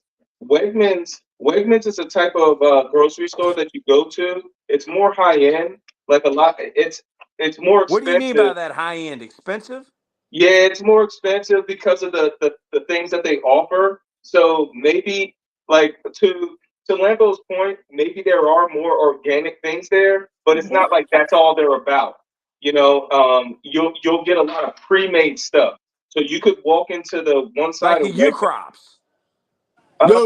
Maybe like you could go there and get like a full tray of like grilled chicken that's already been prepared, and all you have to do is just pop it in the oven. Like pre-made stuff like that. You can get there. Their sushi bar is off the charts. Hold on for a second. They have a sushi bar in a grocery store. Yeah. Yes. Is there raw fish on the sushi bar? It's incredible. I mean, their sushi bar selection is awesome. Do you like to eat raw fish, Paul? Yeah, he does. Yeah. Oh, hold on. Korean style raw fish, meaning like first of all, they pull the fish out of the tank. You point to the fish you want. I want that fish, and they pull them out the tank. And hear me out here. I went to this place. They pulled the fish out the tank. They filleted the fish, and then they bring the fish out. And I had to fillet the meat here, the raw sushi. The fish is laying like it's decorated, but its heart is still beating and its eyes still moving but I'm eating the actual meat of the fish. Do you eat the eyeballs? I like it that fresh. No. That's just for decoration. It was a presentation. Wow. Yeah. So you got all this white meat here, and then they got this red sauce. You dip it in, and I mean, here's the thing. I will call it this: when you dip that stuff in the red sauce and take that raw fish in your mouth and chew it, the energy that goes to your body, I just know that it's like it's like eating a flesh that's still alive, and it gives you energy. Wow. Energy like no other. So lake trout, fried. Not fried. No. There's no frying. It's take a lake trout, skin the backs off of it, cut the meat out, and let's dip it in some red sauce. Would you ever eat a raw catfish out of the Appomattox River near Hopewell?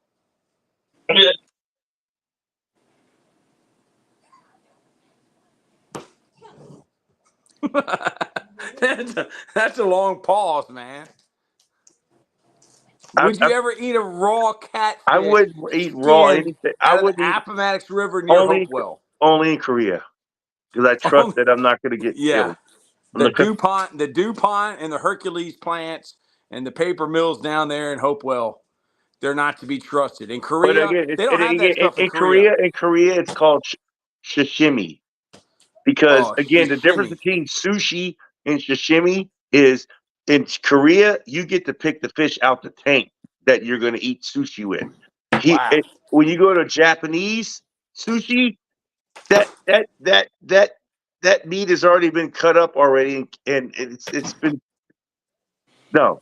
I want my stuff like I want to kill the fish and eat it right away. Nice. Sub for a cookie. Yo, I should be mod. And by the way, I'm Aiden from the Timber Puppies game. Aiden, thank you for coming back on with us. MK, this is very off topic, but Paul, do you want to go to my college graduation when I graduate? MK, if I'm still alive, I will be there. As long as you send me a note and tell me what day it is, I'll be there. Matter of fact, I'll bring all these knuckleheads with me. Yes. Totem Pole Nation will be there. And when she graduates from college, we will have a contract ready to hire her, correct? What are you drinking tonight, Paul? Cab Merlot. Man, Cab Marlowe. Mm-hmm. Is there a particular brand, or is that the brand that it is? Frontera. Frontera. I would love to meet everyone. Well, you already know us, MK. I mean, there's nothing fake about this. This really is who we are. Lambo really works at Raising Cane's. All right, I really used to be a high school coach that got fired. I am the most penalized coach of all time. And no, I don't think kickers are football players unless they played another position. And the man from Seattle is really a man from Seattle. And Agent 6 really is an agent. And Terminator X is a killer. For hire. How much does he charge? Free. Free. He does it for the fun of it. Yeah. Wait. So Agent 6 is free for us in Totem Pole Nation, but anybody else come up to you, it's what, $100 an hour? See, Lambo. MK said kickers are not football players. If they played another position growing up, then I can say they're a football player. But if they have never played another position, they're just a kicker. Can I ask you a question? Yes. Can they get drafted in an NFL draft? Yes. But they're a kicker. Still a football player. They play the game of football. That doesn't make them a football player. If the creator of football did not want, dude, I can't help that the game manifested into the kicker didn't do other things on the field. But kickers are still on the team. They're football players. Are they on the team? Tom Brady. You ever heard a guy named Tom Brady? Yes. His nickname is TB12, right? MK says you kick a ball, a 5-year-old could do that. It's not special. Hold on. Hold on. Listen. Go back and watch the Patriots. All I gotta say, go back and watch the Patriots' first Super Bowl win. And I'm done. Yeah, Vinatieri. Yes. He's probably the greatest kicker of all time. I know, but guess who has that notch on his belt? Janikowski or Vinatieri? Who you taking? Woo. You gotta ask Lambo that. I'm staying out of that one. Why? You can have your own opinion. It's all good. No, because no, I'll let him answer first. Because I got wow, Jaylen Brown. Look at that. Woo! So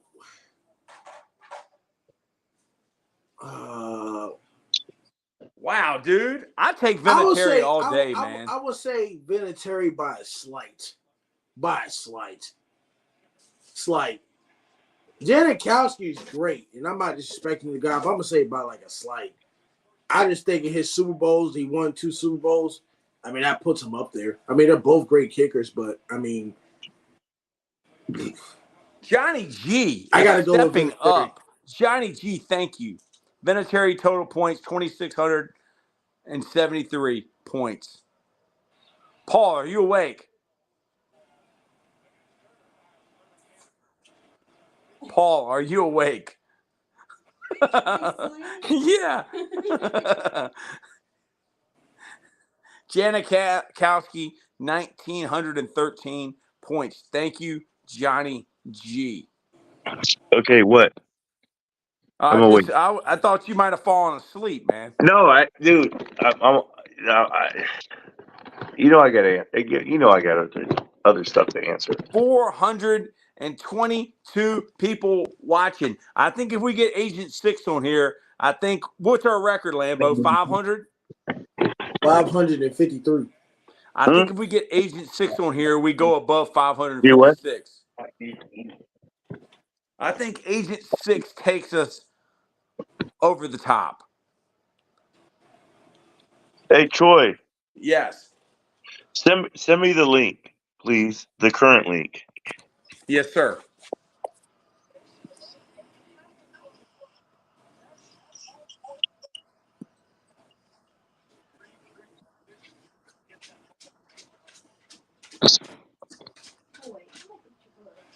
All right, I sent it.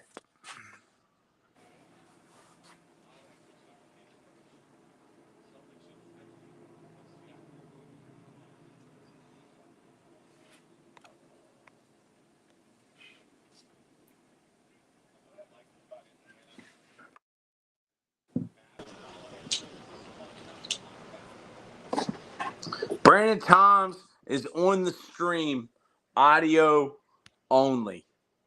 So, Lambo, from what you're seeing from the game, the Celtics versus the Pacers, give me your analysis. What are you seeing tonight? Pacers have some heart. I think they're playing better. Boston, yet again, doesn't have a coach, still struggling. It's a tie game. There's a lot of, both teams are kind of missing chances, but Indiana, even though their season is going to be over soon, it seems like both of these teams ain't got nothing to lose, just with the competitive spirit that they have and the adjustments that they're making, or adjustments they'll be making at halftime. But I mean, I would rather have Boston close it out tonight than try to wait till Wednesday and do it. But Jason Tatum is going off right now. Tomorrow, is it the Timberwolves versus the Mavs? Timberwolves versus Mavs, game 4. At 8 o'clock? Yes, and he missed a layup.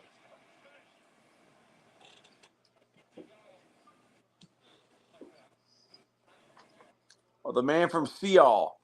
Yeah. The man from, we added the man from Seattle back. Yeah. I've been here the whole time. I don't know. You must have gotten kicked off. No. Dude, is Agent 6 coming back on? he is at some point. I mean, you know him, dude. I can't promise anything with that guy. That dude, he's on some other stuff. I just want to hear about his golf game. Just talk to him. When he comes on, just start talking golf. Did he get to play today? No. What are you seeing from the game, Paul? What's your analysis? How do you think it's going? Well, I'm engaged in conversation with y'all, so I'll be honest. I haven't been really peeking in. I'm just following what you guys are telling me. And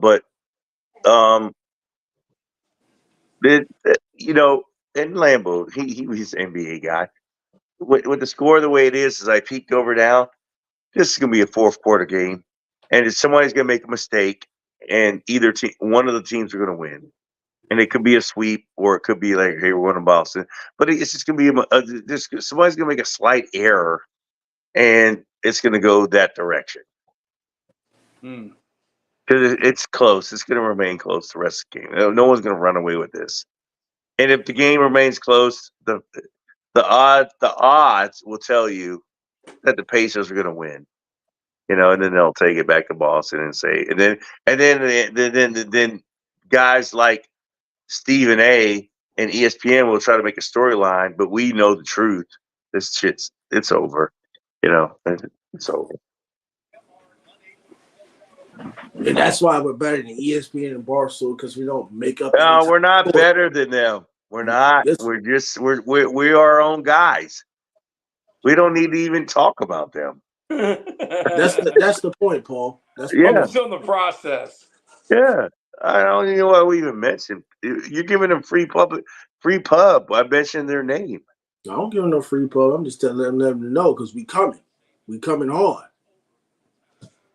Boston 55, Pacers 51. Yep. Doesn't mean too much to me. I mean, they got to finish the game. Don't really mean too much to me. Good Lord. Your free throw hit the front rim. Jaylen Brown, the highest paid player on the team, misses a free throw that hits the front rim. Lambo, what do you think about Jaylen Brown's braids? He's a black man. I don't care what his braids are. So, you got no opinion on him. You don't care. Just play basketball, live your life, and that's it. I don't care what. Do y'all think who won the game? Indiana or the Celtics? I'd say the Celtics. Z the Great, thank you for commenting. I love your picture. Who? Who do we think's going to win the game? I say the Celtics. Who you say, Paul? Z the Great. I love that name. It's like Alexander the Great. Z the Great. Who do you got winning, Paul?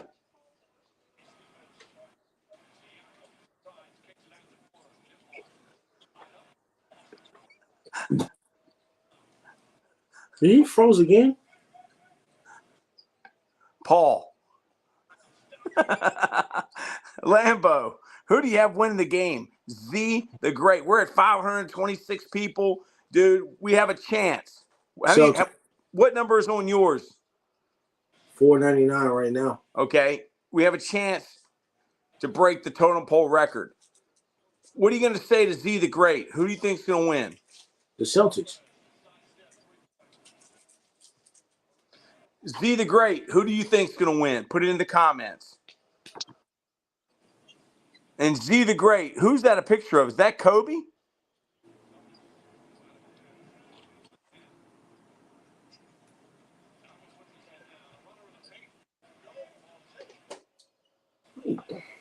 $56-53. 1 minute left in the second quarter.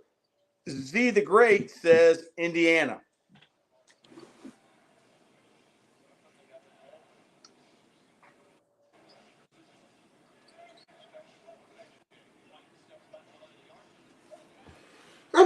Good Lord. I get the 2-for-1, but uh,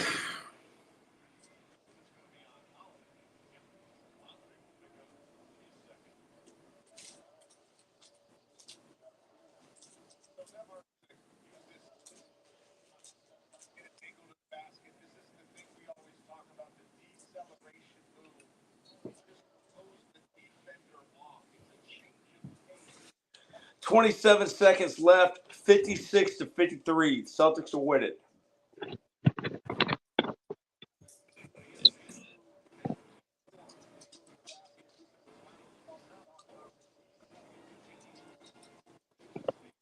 Yeah, Yeah. I need this. The link's not working. The link's not working for who? It says it's ended. The current leg. Hold on. So, hold on. No, hold on. I'll try this. This. I got it. This is what I should. What? Here we go. Okay, I got you.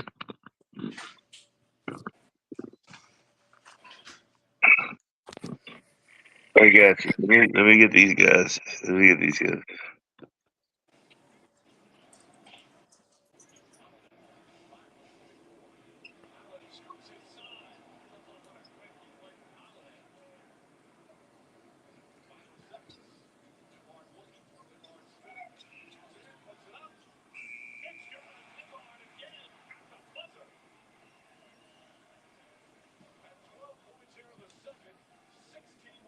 Wow.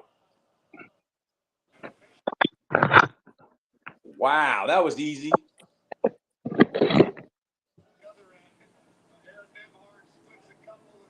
Do you think, this is from Z the Great, do you think Bronny James is making it to the NBA? I don't think. I mean, I guess. I mean, he's not big enough. Like he's still small, but I mean, he got connections to get to the NBA. Sure. I don't know how long of a career he's going to have. You're going to have to wait and see about that. But I mean, What about Brandon Toms? Brandon Toms? Brandon Never mind. Toms is on here. He's on here audio wise. No. Okay, I can't. Okay, I'm just trying to get my stuff situated because I couldn't see the comments. All right, I'm back. I can see him now. All right, I'm good. Do you think Bronny James is making it to the NBA? Z the Great wants to know. I say yes because his dad's LeBron James. The man we'll from see. Seattle. Yeah. The question is how long his career is going to be. We'll have to find that out. But that's not. Yeah, the question is he making it? Yeah, he'll make Yeah, it. because his dad, though. Yeah. I think the first 2 years. Again, if this show is if this show is in LA, then he'll come up and LeBron will show everyone that he's like a shooter. Because LeBron controls the game. So he'll get kick out threes and he'll come up and play and then when he kicks a three out to him, they do it in the driveway, then it'll be cool. And everyone will love it. It'll make a lot of money. But when we start talking about playoffs and all this stuff, I mean, that's just, dude, I don't think they got enough over there. I don't think they can improve the roster enough to be a top 4 playoff team in the Western Conference. I don't think. But Denver's Joker is not retiring. He'll be Bulking back. Brady says LeBron is washed. Paul, is LeBron washed? He's washed as being a top player who can carry carry the fortunes of the LA Lakers past these young guns like the Thunder and the Mavericks and Minnesota and Dallas. Those teams are all younger than him. You're not going to beat them. See the Great. Lambo, is LeBron washed? What Paul said, there ain't nothing to say. Michael Jordan is the greatest basketball player to ever touch a basketball. That is the end. I don't want to hear no more. Kobe is better than MJ. Hell no. According to Z the Great. No. And I'm not going to talk about it. Like I said, Michael Jordan is the greatest player to ever touch a basketball. Stop with these comparisons. Stop. LeBron would be good if he didn't have a losing record in the finals. Wow. Losing record in the finals. Paul, how do you feel about that? I'm like Lambo. I don't want to waste my time talking about it. Yeah, we love you guys and we love your questions. And Kobe, come on, man. Like, Kobe is better than MJ. I respect that you love Kobe. God rest his soul. Bulking Brady says Lambo is a real one.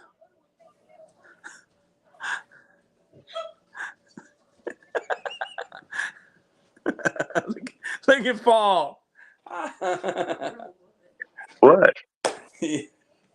You're tired, man. I'm not. Hey, look, Lambo, acknowledge your patrons. You got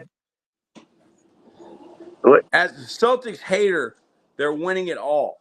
Bulking Brady says Lambo is a real one. He thinks you're calling it, Lambo. Run with it. Bulking Brady, as a Celtics hater, they are winning it all. That's what Bulking Brady thinks. Well, Bulking Brady, I appreciate you, but I just try to stay humble. I don't try to, get too excited. I try to stay humble, but I appreciate the love and support. 492 people watching Totem Pole Nation. We love y'all. Y'all are the best. We're looking at Stephen A. Smith, who is a younger version of Reverend Al Sharpton. No. He's a younger version of Tyler Lancaster. He's Reverend Al Sharpton without a perm.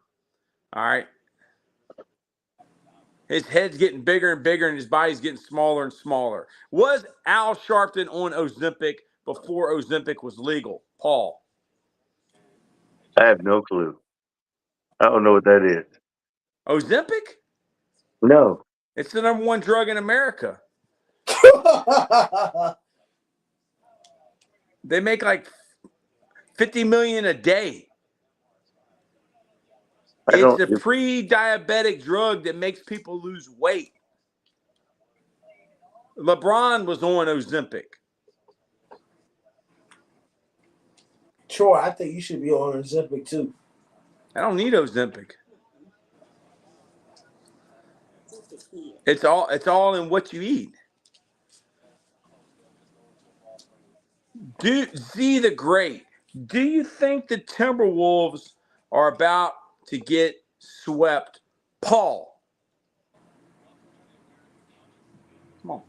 No. Yeah. Come on. Oh, I'm getting attacked by a Shih Tzu.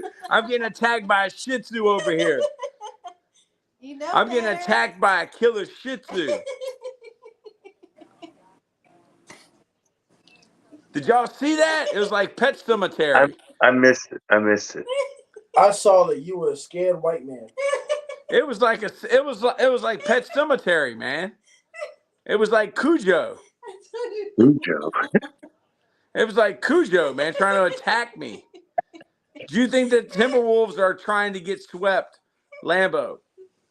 The series is over. It ain't nothing to talk about. The series is over.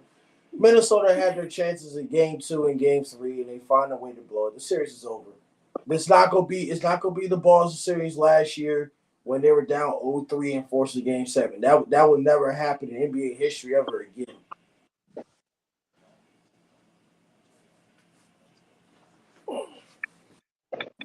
Z the GOAT, thank you for giving so many great questions.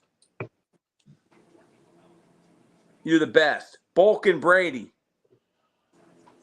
Bulkin Brady wants to know, what are your thoughts on the finals? I said 2 months ago the Mavs are going to win it. So what are your thoughts on the finals for Bulkin Brady, y'all? And then Z the Great wants to know, do you think the Celtics are going to sell again in the playoffs? Answer your second question first. I hope not. Your first question, what are your thoughts on the finals? Storyline between Luka and Tatum's a storyline, but also Kyrie is a storyline. Returning to Boston after spending 2 years there. So it's going to be a lot of hate. But it's going to be the storyline of Kyrie Irving just resurrecting his career. So there'll be a lot of Kyrie Irving talk, but also talk about the Celtics, being in the Eastern Conference Finals multiple times. Can they finally get it done? That's what it comes down to. Can they finally get it done? Uh-oh. Guess who we have here? We have Agent 6. Looking like Power. He looking like a Ghost from the series called Power. Ghost? He looking like Jamie St. Patrick, except with the beard. Except with the glasses on, I'm sorry. He looked like Jamie St. Patrick. Agent 6. Who do you think is the leader on the team? Kyrie or Luka? I think it's equal. They're on the same platform. Lambo, who do you think is the leader on the team? Kyrie or Luka? That's the easiest question in America. It's Kyrie Irving. Luka is still learning the ropes. And what the quote you said earlier talking about he's tired, and Kyrie said that's part of the process, or it is what it is. Luka Doncic ain't gonna lie, he's somewhat of a James Harden, but when you look at him body build wise, just look at Luka Doncic's last 2 years. Not saying that he was bad, but he was getting out of shape. He's still kind of out of shape to his day. Like he's tired, he's wore out. And I understand that you're playing 100 games in the NBA season, but Luka Doncic is not fully in shape. That's why Kyrie is there. He's fully not in shape. I mean, he doesn't look fat, but if he's that tired, he ain't in shape. That's just what I think. He's not fully in shape yet. Paul, who's the leader, Kyrie or Luka?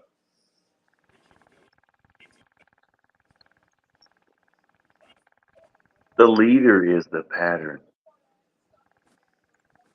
The pattern was Kobe being a little brother to Shaq. The pattern was LeBron being the little brother to D Wade. The pattern was Kyrie being the little brother to LeBron. The pattern is now Luka Doncic being a little brother to Kyrie. Listen, it's a pattern. And I'm not going to get away from any of that. And again, the storyline, and I told you, it's going to be about Kyrie going back to Boston. Dallas is going to win the series. Dallas is your NBA champions out of nowhere. No one even thought that was coming. But you got to follow the tea leaves. This league is built on patterns. Agent 6, do you agree with this statement? Luka is like a point guard joking. I don't know, man. I mean, when it comes to him, he just knows how to play. You know, like going back to that statement when you were talking about football players, he's a basketball player. He knows how to play basketball. He knows how to score. He knows how to pass. He knows how to get his team involved. You know, and when you look at those two, it's nice to see what those two do together, because when you bring Kyrie into the mix, they don't try to overpower each other. They understand when one needs to go and when one needs to kind of fall back and just let the other one do his thing.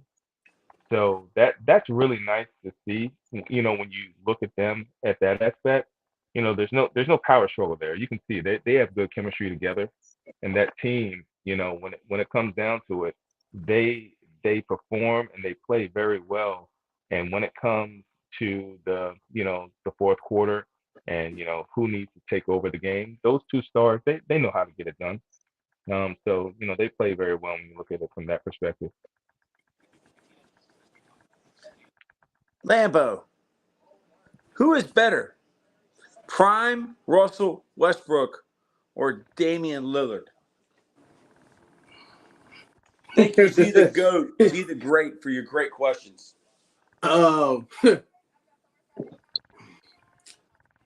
Prime Damian Lillard. Now, Russell Westbrook is great defensively. He's great. Top 100 all time. He's great getting into the basket. Russell Westbrook ain't that great of a shooter. So give me primetime Damian Lillard, who can do it all. But Russell Westbrook is also a better defender than Damian Lillard, too. But I'm taking primetime Damian Lillard. I'm taking Westbrook because he's from Compton or UCLA. What are you saying, Paul? You think prime Russell Westbrook or Damian Lillard from Z the Great? I'll take Dame time all day. Only because, and I mean, I love Russell's energy and I love his tenacity. But dude, the name of the game is putting the ball in the basket, and this guy can put it in the basket from all different parts of the arena. Give me Dame time. Agent 6, who are you taking? Prime Russell Westbrook or Damian Lillard? Yeah, I'm sorry, man. I can't be with you on the Westbrook. Only because here's really what it But boils there's down to. somebody that is. That's fine. That's fine. But here's That's what it my boils down son. to. That's my son. All right. At the end of the day, man, Three. like Westbrook, he gets crazy, man. And Prime even Russ all though day. that like that can be good to a certain extent, I just sometimes I don't need that. I don't need that energy. Like because it's not all good sometimes. So even though I respect him as a player, he's awesome. But at the end of the day, man, I can't go that way. Yo, Give me Dame time. Give me Dame yeah. time as well. If y'all said Prime Westbrook is better than Dame Lillard, y'all don't watch basketball. Well, I know Westbrook. I like his energy. I like it when he starts fighting the crowd and everything. That's good for the game. It's good for viewership. Damian Lillard, he couldn't even win with the Greek Freak. Whoa. One, he's only in year 1 and year 2, so calm down. Are you talking about he can't win with Portland? He couldn't win with the Greek Freak as his teammate. He averaged a triple-double an entire season. Streak said. Coach Taylor, I think Dame Lillard's in year 1 and year 2. Give the man some time. He's not like he's in year 6. He just got traded there. It ain't like it just happened 5 years ago. Give him Bulk time. and Brady. Who do you say, Brandon Toms? Russell Westbrook or Damian Lillard? Damian Lillard all day long. Russell Man, just I'm the only one throws up that's rocking shit. with Russell It's Westbrook. Russ 4-1. throws up It's shit 4-1. for no reason. It bricks. Why would I He take can't Russell? shoot. Russell Westbrook can't shoot. I like his athleticism and his ability to get to the rack, but at the end of the day, that doesn't work. Oh, this is a good one right and here. He can't do anything else. Who is the best Laker of all time? Magic Johnson. I take Wilt Chamberlain. All right, Magic next, Johnson. Paul. Personally, I mean, I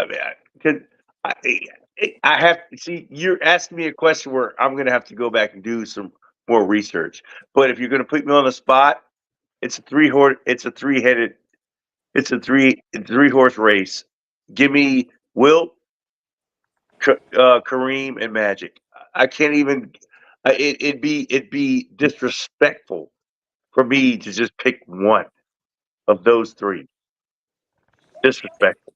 I'm not doing it. 86. You Who didn't have give you me enough got? time. Who have you got as the best Laker of all time? Yeah, that's tough, man. That's tough. I like how I like how Paul put that one. That's a tough answer to follow. But yeah, to pick just one, and again, I'm not going to give you a person right now. I just can't do it. But I would not go away from what he just said. I mean, there's a lot of respect for organizations like that, and especially with the type of players he just mentioned. It's really tough to kind of go away from that. I mean, the younger generation can look at it and say, well, hey, oh man, we love Kobe, and Kobe was awesome, man, awesome. But to go away from the great, that's a tough one, man. Yeah, So that's yeah, and a real. I'll piggyback on that and say I mean, Mamba mentality. The way he played, what have you. But I didn't even say Kobe or Shaq. And I watched them play in modern day. And I didn't even mention them. I said these three. That tells you a lot about what those three did for we talked about the franchise, Z. We're talking about the Lakers. Dude, those guys are a product of the guys before them. And I mean, and we're talking Kobe and Shaq here. I didn't even mention them. But I think of Lakers, I don't think of them. before those other three. I don't. Brandon can't. Toms, who you got? Greatest Laker of all time from Z the Great. I think there's too many to choose from. Yeah. There's too many arguments that can be made Yes. with that franchise. I'm with the other two. Like, you can't just mention one. Obviously, from what I know as like my generation, it's Kobe or Shaq. But those other generations can't be overlooked either. And I think that's important to look at when you're talking about the overall franchise and who the best player of that franchise is. It's not just right now and who I've seen with my own two eyes. Okay. It's those other guys that are just as important to that franchise as a whole. Kobe or Magic? Let's make it easier for you guys. Bulking, Brady. All right. You already said who you wanted, Lambo. You're the only one that answered the question with one person. Kobe or Magic? You're going Magic because you already picked Magic. I'm going Magic. Paul, who are you going with? Kobe or Magic? Magic. That's Agent 6. I mean, that's easy. I mean, I'm right with all you guys. And the funny thing about Magic, I had a teammate in college. He looked exactly like Magic Johnson. Exactly. And that obviously that was his nickname while we were there. Pretty funny.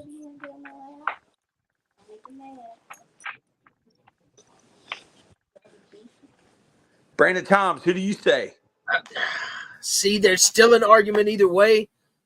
Just for sake of not agreeing with the other four people on the show, I'm gonna say Kobe, and that might be my death. Hell no!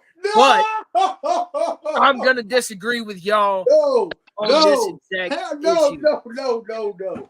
Oh shit, no. Oh my God. Just for the sake of disagreeing with the other four. Oh my God. I'm not calling Kobe above, but come on, back over Magic Johnson? Dude, Kobe Bryant, some people top 3. So I mean, that's not surprising to me. There's an argument either way. You could argue for both sides in that out of those two. MK wants to know how were your days, Brandon Toms and Agent 6? How was your days? And then we'll answer Bulking Brady's question. But how were your days, Agent 6 and Brandon Toms? Current day or the last couple days? Well, yeah, sure. MK just wants to know, how did your day go?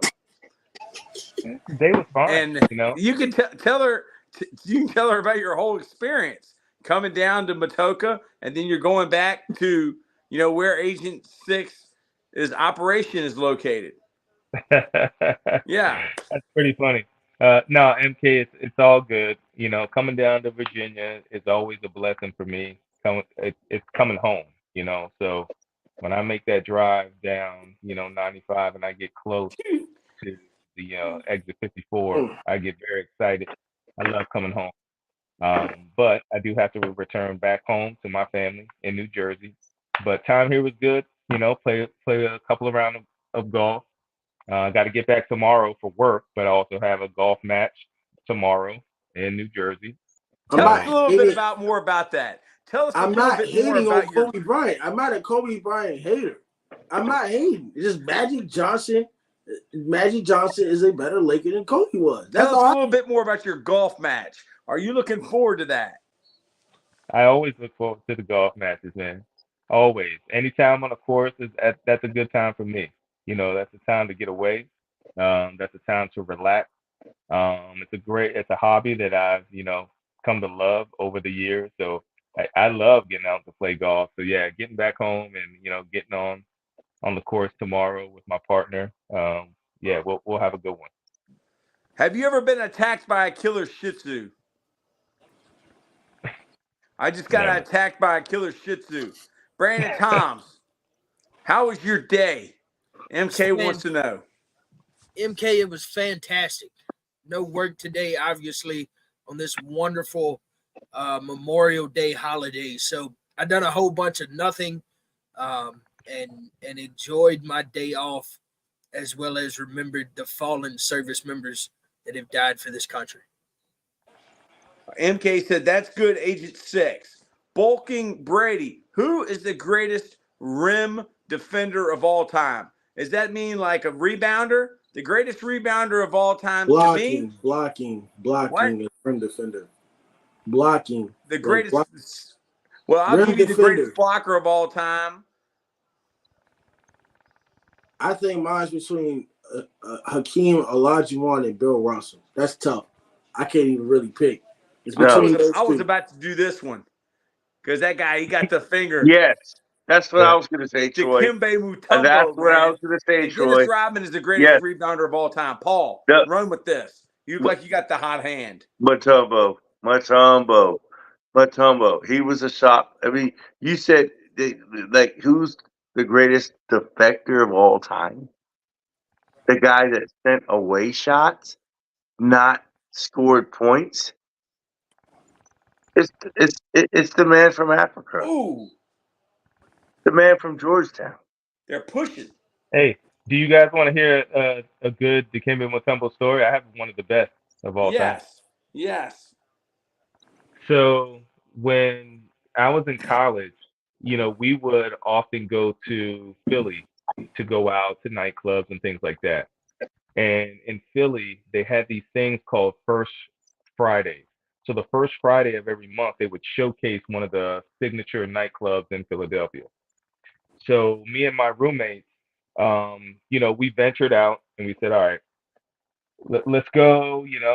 We hopped in, one of our roommates' cars. I think it was 5 of us at the time. And we get to the club, and whatever club it was that night that we went to for that first Friday, literally, when we saw it, to get into the club, just imagine 2 football fields of people lined up to get into a club. I am not lying by any means. Wow. 2 football fields. Okay. So we said, wow, we may or may not get in here tonight. So whatever, we parked and we started walking toward the back of the line that was 2 football fields long. Before we get to the back of the line, out of nowhere, Dikembe Mutombo shows up and goes, hey, fellas, what's up? So we look and we're like, wait a second, what? So we're just small talking with him as we're approaching the back of the line. And eventually he goes, hey, fellas, you guys are with me tonight. So jokingly, this is going years back. I have no footage on my phone. This is back when we had phones that didn't have camera phones on them, back when I was in college. So jokingly, like all of us, when we talk about it now, we go, we think that Mutombo, he just didn't want to walk into the club by himself. And we were decent looking guys. We were all football players. And I think he just wanted to make sure he walked in with people. And that's how we got to go with him. And he was like, hey, guys, you're with me tonight. Let's go. We walked right past all those people that were in line. We get to the front. We felt like idiots because they start patting us down and we start taking our wallets out. And they're like, no, your money's no good. Go. You're with him. Go. So we walk through the club. We go right upstairs through all the velvet ropes.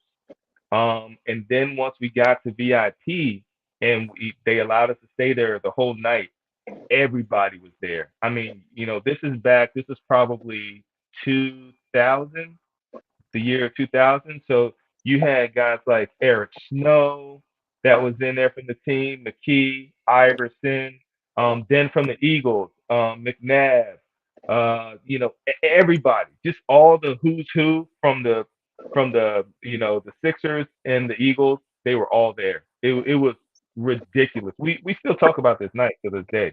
Best story I have to date. MK wants to know, off topic, Agent 6. If you watch the NFL, what's your favorite NFL team? The Eagles. Fly, Eagles, fly.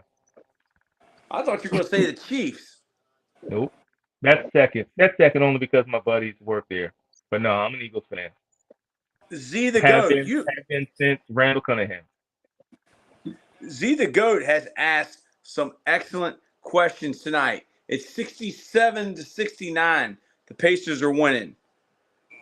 Who is better at dunking? John Morant, Zion Williamson, or Anthony Edwards?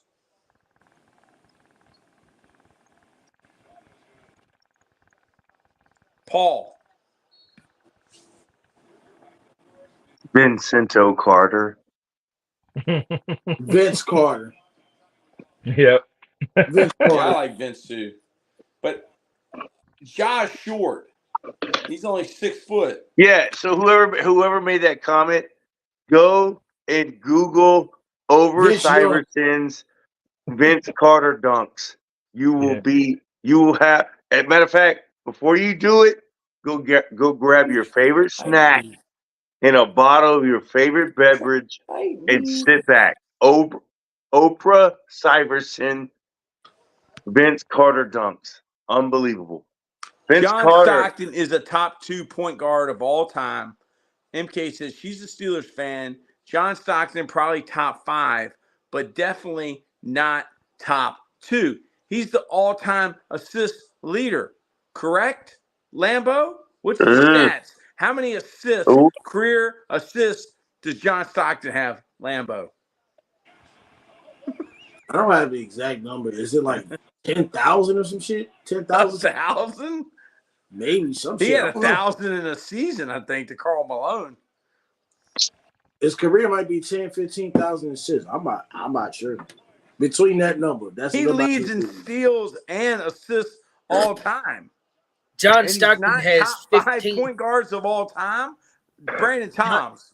John Stockton has 15,806 assists in his career.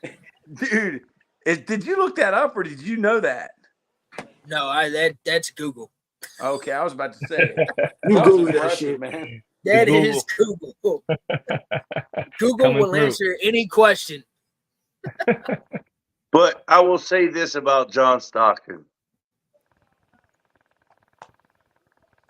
John Stockton was not only that dude, he was a dog. And anyone who wants to sleep on John Stockton, I don't want to talk to him. Next slide. Mark Price. Next slide. Mark Price should be top 5 also. I was calling the point guard from Indiana Pacers, Mark Price. But Mark Price was that dude too. But he couldn't hold John Stockton's shorts. John Stockton was John Stockton. Remember, those shorts were little too. Dude, one of the most disrespected, underrated point guards in all of the history of basketball, John Stockton. John Stockton was a dude. Yeah. And again, you know what? Hey, this is what I will say about John Stockton. And I always make this comment about John Stockton. When I was growing up, if John Stockton showed up in Matoka Park, he wouldn't be the first pick when we're picking teams. Hey, let me ask you something. Do you remember just because of the way he looked? If he went to Ettrick Park, he wouldn't be the first pick. But John Stockton, dude, he is a dude. Hold on. And then and I'll say one more thing, and I'll just be quiet. When John Stockton went to Barcelona in 1992, and he was walking around with a camera, and nobody in Europe knew who he was. Yep. That was classic.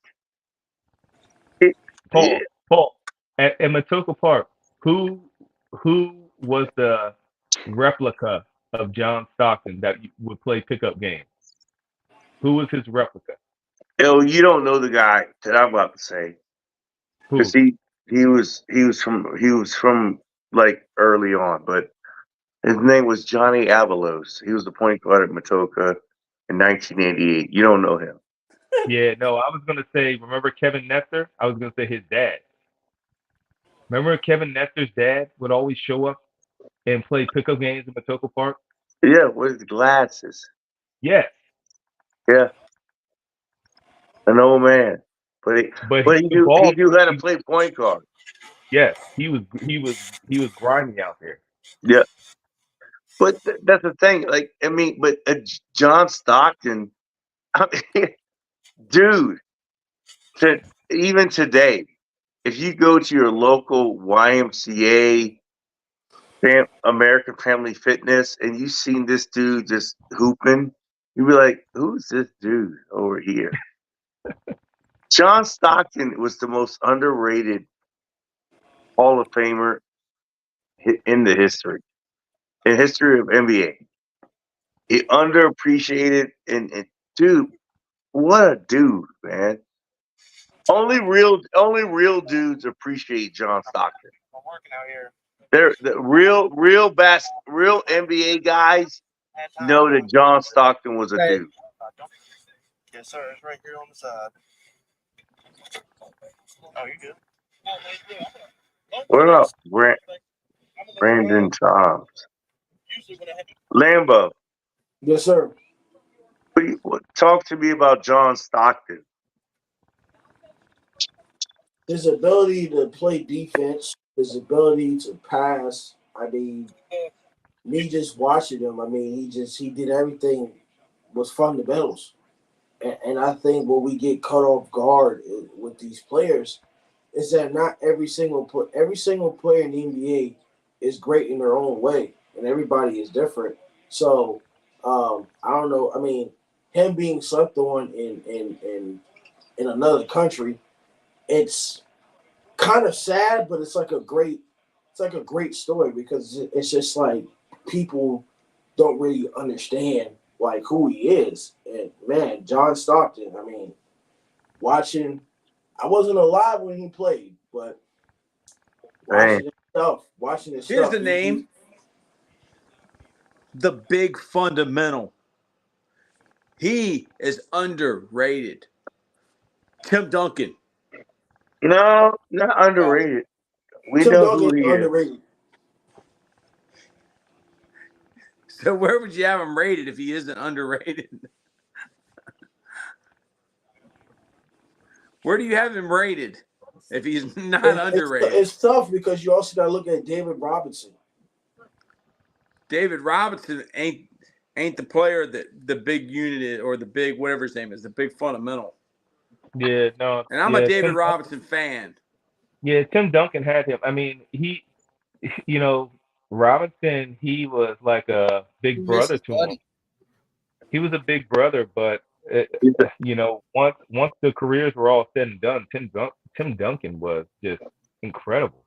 Yeah. Big Dave was the pattern. Yes, he was. He was a pattern. Mm-hmm. And my girlfriend Shih Tzu has a pattern. When it gets to be night and he gets to be tired, he does not like to be messed with, and he will attack you.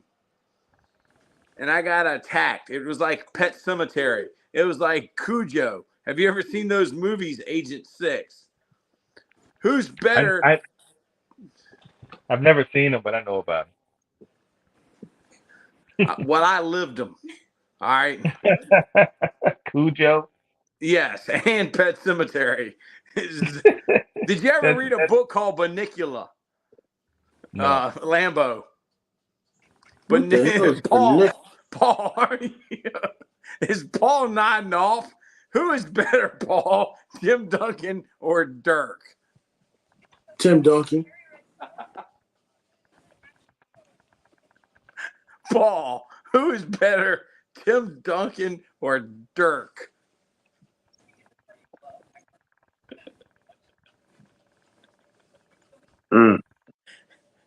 That's a hard one because you know what, they did play the same position, and Dirk Nowitzki was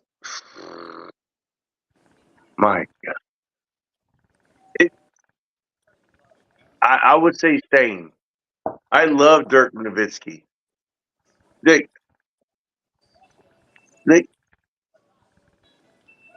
different positions affected the game the same way. Brandon Toms or Agent 6? Tim Duncan or Dirk?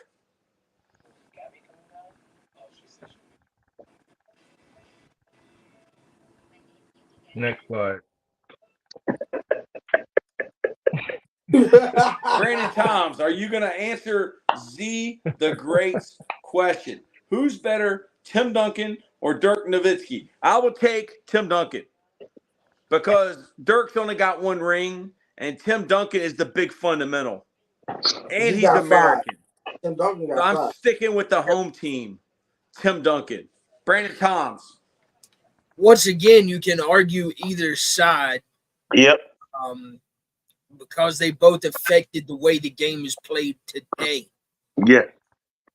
I think Dirk had a big impact on how it's played today with the power forward being able to stretch the floor. But in the case of this conversation, give me Tim Duncan. Bulking Brady says, Lambo, I know you're gonna have some strong feelings about this. The Warriors are falling apart because they traded Jordan Poole. Clay is washed and they have no height. Oh, hell no. No. Whoa.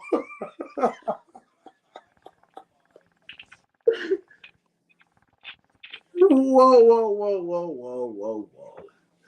Okay. So Jordan Poole got all this money. Played good for one season. The year that they went to the finals against the Celtics, he was a six. He wasn't that great. Let's be honest. He made some exciting shots, but he wasn't that great. The Warriors are falling apart because they traded Jordan Poole. No, the players are getting older. Draymond is not the same. Draymond is not any good. Klay Thompson just came off the worst year of his career, like starting from the bench. That's his worst year. They battled injuries. They don't have a good core bench like it did on the other Golden State teams. They don't have a good quality bench. Jordan Poole, man, no. Z the GOAT. Who's better, Kyrie Irving or Allen Iverson?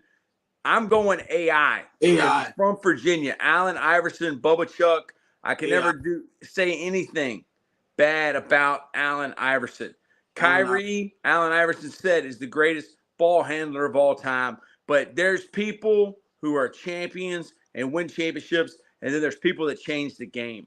He double dribbled. Allen Iverson changed the game forever. Agent 6. Who's better, Kyrie Irving or Allen Iverson? Look, all right, here's the thing. If anyone ever gets on your show here and says Kyrie over Iverson, do not let them back on. You should ban them immediately. Do not. All right. Iverson was an exceptional athlete. I mean, I'm not even going to venture off into what he did off of the court and the type of athlete he was on the football field, because he was a great football player too. Do not, I repeat, do not let anyone on your show, if they say that Kyrie is better. And Kyrie, with all due respect, Kyrie's a great athlete as well, great basketball player. But you can't, you just can't, you can't give him a leg up on Iverson. That's just not. No. I don't have anything else to say there. Iverson, one of the best. And if you ever Reginald had a chance to Johnson see him, says, hold on. If you ever Kyrie had a is chance champion, to see him, though. but hold on, have you ever had a chance to see Iverson? Like, we watched Iverson, right? We all Bethel High saw. School. Man, did you ever see him in person? I had a chance to see him. I saw him. I saw him play at the Arthur Ashe Center. I've been to 2 NBA games in my lifetime. Only 2. One was Miami Heat against the Sixers, and it went into overtime. Iverson and I'd have to go back. I believe Iverson and Dwayne Wade at that time scored over 30 points in that game. The other game that I saw was Kobe at the Garden. Do you guys remember a guy by the name of Tim Thomas? Tim Thomas from Virginia? No, Villanova. Villanova. Tim Thomas, he actually went off in that game, but that game went into overtime too. So I've only been to 2 NBA games. They both went into overtime, and the home team won, if I remember correctly. But yeah, Tim Thomas, he went off in that game. But yeah, seeing Iverson up close, man, whew, unbelievable. Bulking Brady says Wemby will be a top 20 player. He won't be top 10 because of future injuries. False. He just came off his rookie year. Let's not say he's top 10 or top 20 just yet after year one. It needs to be consistent. Let's have a consistent career before you start putting first-year players in top 10 and top 20s. Potential. Could he potentially Lambo be? Potential after 4 years. Let's say that. Potential after 4 years, not year one.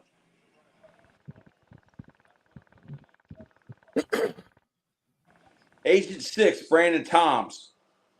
Do either of you have strong feelings about Wemby being a top 20 player, but he won't be a top 10 because of future injuries?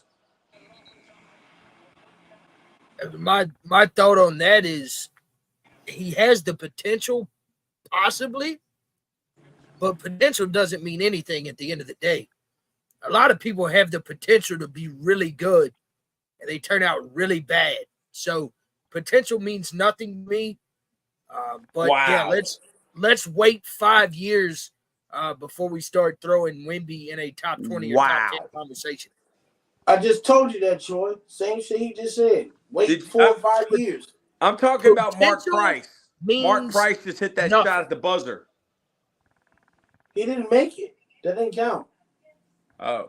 Bulking Brady says his career will be ruined.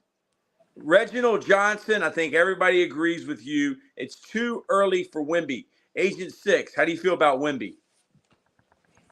Well, I mean, I think it goes back to the comments that were made earlier about players, you know, and I think Paul used the term the pattern, right? Who does he have? When will he get someone that will bring him along that will help elevate his game? Because he's not going to be able to do it on his own, you know. Because right now, I mean, yeah, he's talented. We can see that he has, you know, what it takes to be a top player in the league. But I think he's going to need, you know, help. He's going to need someone to pull him through, right? You got to get pulled through, and I don't know. I mean, maybe it doesn't happen on that team. Maybe he has to go elsewhere, right? As we've seen with other players. So, yeah, no telling, man. No telling. But I think he's going to need some assistance. I don't think it's going to be, you know, things that's going to be done on his own. Brandon Toms, did any of your NASCAR picks come out to be correct? No, man. And here's why. There was 200 laps left. They called the freaking race. Like, what are we doing? A little bit of rain. Nobody had to work today. Just run the race. Fix and is run in, in. man. Who cares? The fix is in. Who cares? Christopher Bell won, so I mean, good for him. But there were 100, and if I remember correctly, there were 194 laps left. And they called it. And Kyle Larson was about to get in his car, remember, in 13th place, and possibly had a car that could win. So, no, they did not work out this week. Z the Great wants to know, do you think the Suns are better off with Chris Paul or Bradley Beal? Anybody feel strongly about that? That's the most dumbest question you may have ever asked tonight. Because no disrespect to Z the Great, but that's the most dumbest question you probably ever asked. They went to the championship with Chris Paul. Bradley Beal just got traded there. And do you see what type of team they built and then why they got beat by the Minnesota Timberwolves? They don't have a bench. They don't have draft picks until 2030. They have 1 second-round draft pick this year. This is nothing to talk about, like I said earlier, with you asking if LeBron's going to go to the Suns and keep reading all that stupid shit on Twitter, talking about LeBron's going to go to the Suns. This ain't nothing to talk about. Chris Paul, they were better with Chris Paul. I don't know why they got rid of him because they eventually got worse.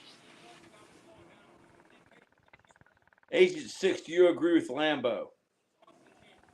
I do. I mean, he's saying all the right things there. I mean, how can you think that something different is going to happen, with Beal when the CP3 did what he did with that squad?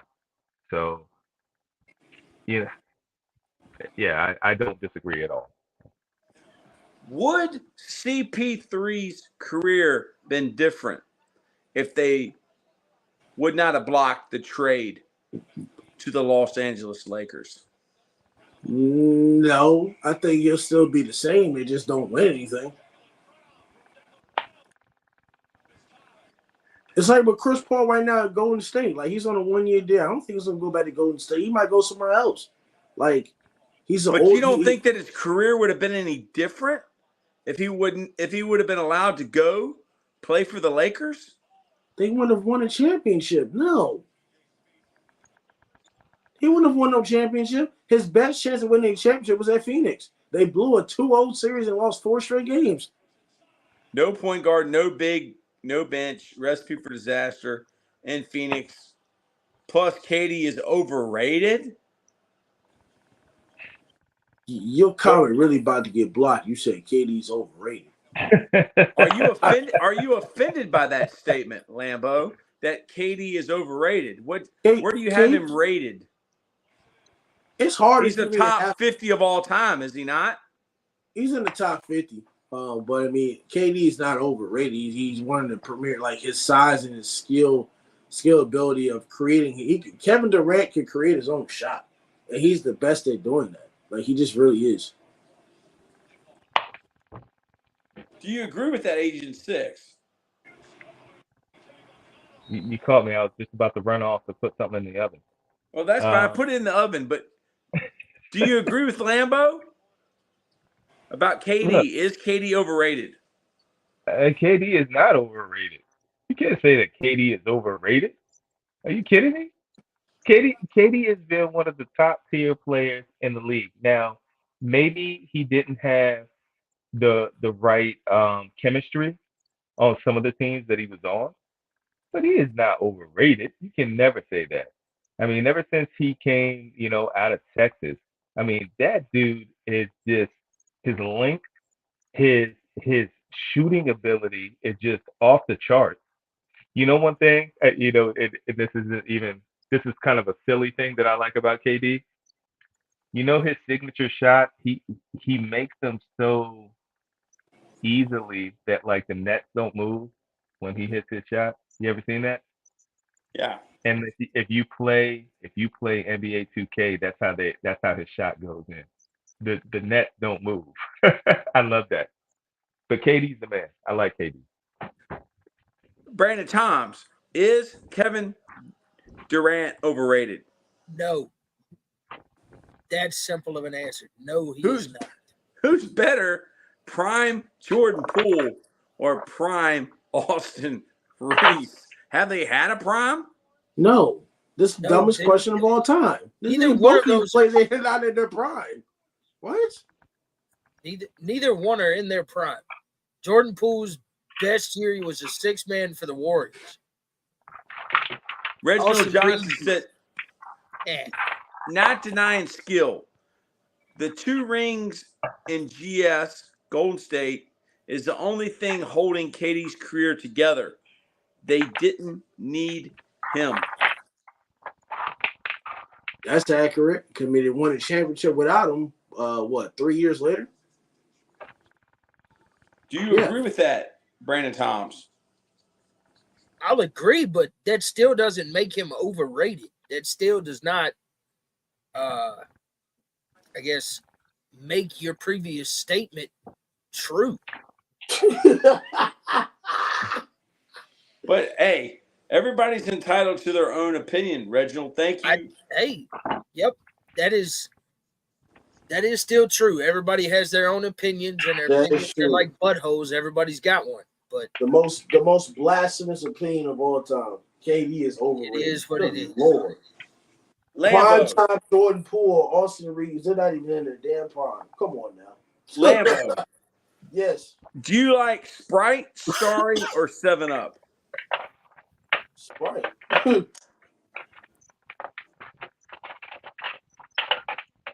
Brandon Toms, Sprite, 7-Up, or Starry? I'm a Pepsi guy or a Coke guy. Sorry, so I'm going with Sprite. Sprite is a Coke product. Exactly why I said I'm a Coke guy, Lambo. What are you thinking about this game, Lambo? From what you're seeing, how do you feel about this game tonight? The Celtics look like every time they have a verge of closing out the series, they look like they're about to lose it. They're missing a lot of threes in the third quarter. They shot 10% from the three-point line, so it's not looking good right now. We have 545 people on here. Lambo, did we set our record tonight? No. What's our record? It was 553. We did not set our record. So we have not hit 553. If we can get 8 more people on here, we can tie our record. You need a break. You got to get 9 more people. Hey, that's why you're an expert in math and I'm not. You're the sports Rain Man. You're a human computer. Oh, broke it. 544 right now. No, I said 553. Oh, okay. Oh, my bad. Come on, y'all. My bad. Wrong number. I apologize. Oh, Lord. Agent 6 can get us over. He can put us over. How so? I have the belief. I have the belief that add Agent 6 to this equation will allow us to get our record. 556 people watching. 557 people watching. I knew it. Agent 6. That's how we do it. Wow. I doubt it was me, but I'm glad that you hit that number. 557 people were just watching. I don't care. I don't care how the cake is baked as long as it gets baked. We're blessed. Boston 85, Indiana 91 with 9 minutes left. Oh my God. Jaylen Brown or Jason Tatum? Who you taking? Jason Tatum. Taking Tatum over Brown. Tatum. Give me Tatum. Tatum. Who's taking dumb shots, man? Why is Jaylen Brown the all-time highest paid player in NBA history? He plays defense. I mean, I guess he's more of a shot creator than Tatum, but I feel like their game is like similar, to be honest. But I mean, I don't know. I mean, their contracts are different. I mean, Jaylen Brown got drafted in the year before Tatum did, so I mean, that's kind of why. I don't know.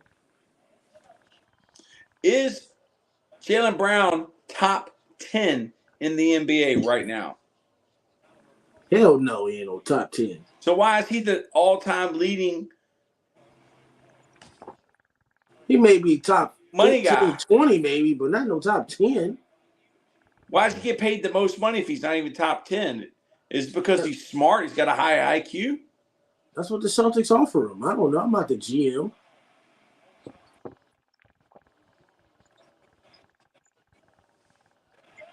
Timeout. Oh, he blew the leg. I thought he made it. Nembhard is having a game. Come on, 6-point game. Come on, bro. Y'all really trying to take this shit back to Boston. I don't want this shit back in Boston. I'm gonna end their ass right now. Yeah, but again, if that happens, that's just how the NBA works, man. You just gotta deal with it. Who's your top 5 right now? God. And I'll give Lambeau credit. He named Luka Doncic 2 years ago as the top player in the NBA? Top 5 right now, Lambo. Wow. It's not in any particular order. It's Luka Doncic. LeBron's definitely got to be in the top 5. Jokic.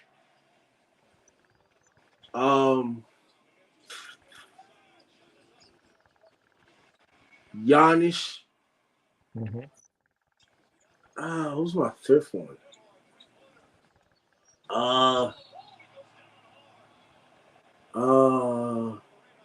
Chicken? I already No. said Jokic. I already said it. Chicken curry. Steph Curry. Yeah, Steph Curry. Yeah. B-Dog Rules is back. Who's your top 5 right now, Agent 6? I just gave you mine through Lambo. So you and Lambo's the same. Yeah, I'm Brandon there. Toms.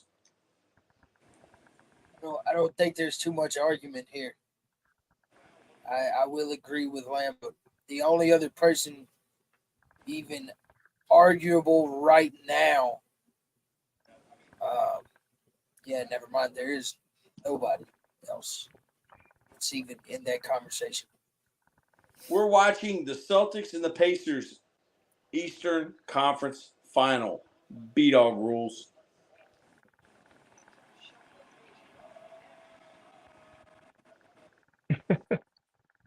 Oh, so we're watching golf.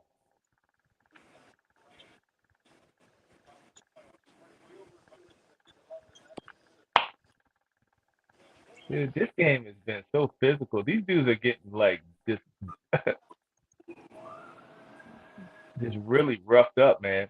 Did you see that the one in the first half where the dude got kicked in the face? Yeah. Yeah, man, they are getting roughed up. B-Dog Rules says, hey, I said the Mavericks were winning in 5 before the series started, and it might actually happen. So, Lambo, what's our new record for most viewers? 557. 557. B-Dog Rules, that's amazing.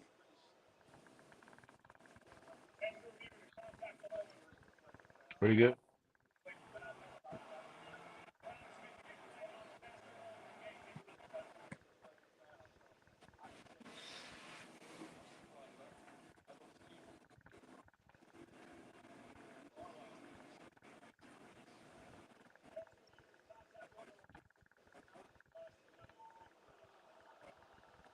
Wow.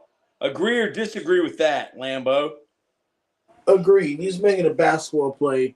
He tried to go for the ball. He didn't try to slap the shit out of him. I mean, look, NBA, it's going to be some contact. It's going to be contact in the playoffs. He'll be all right. He's a grown man. Quit being a pussy.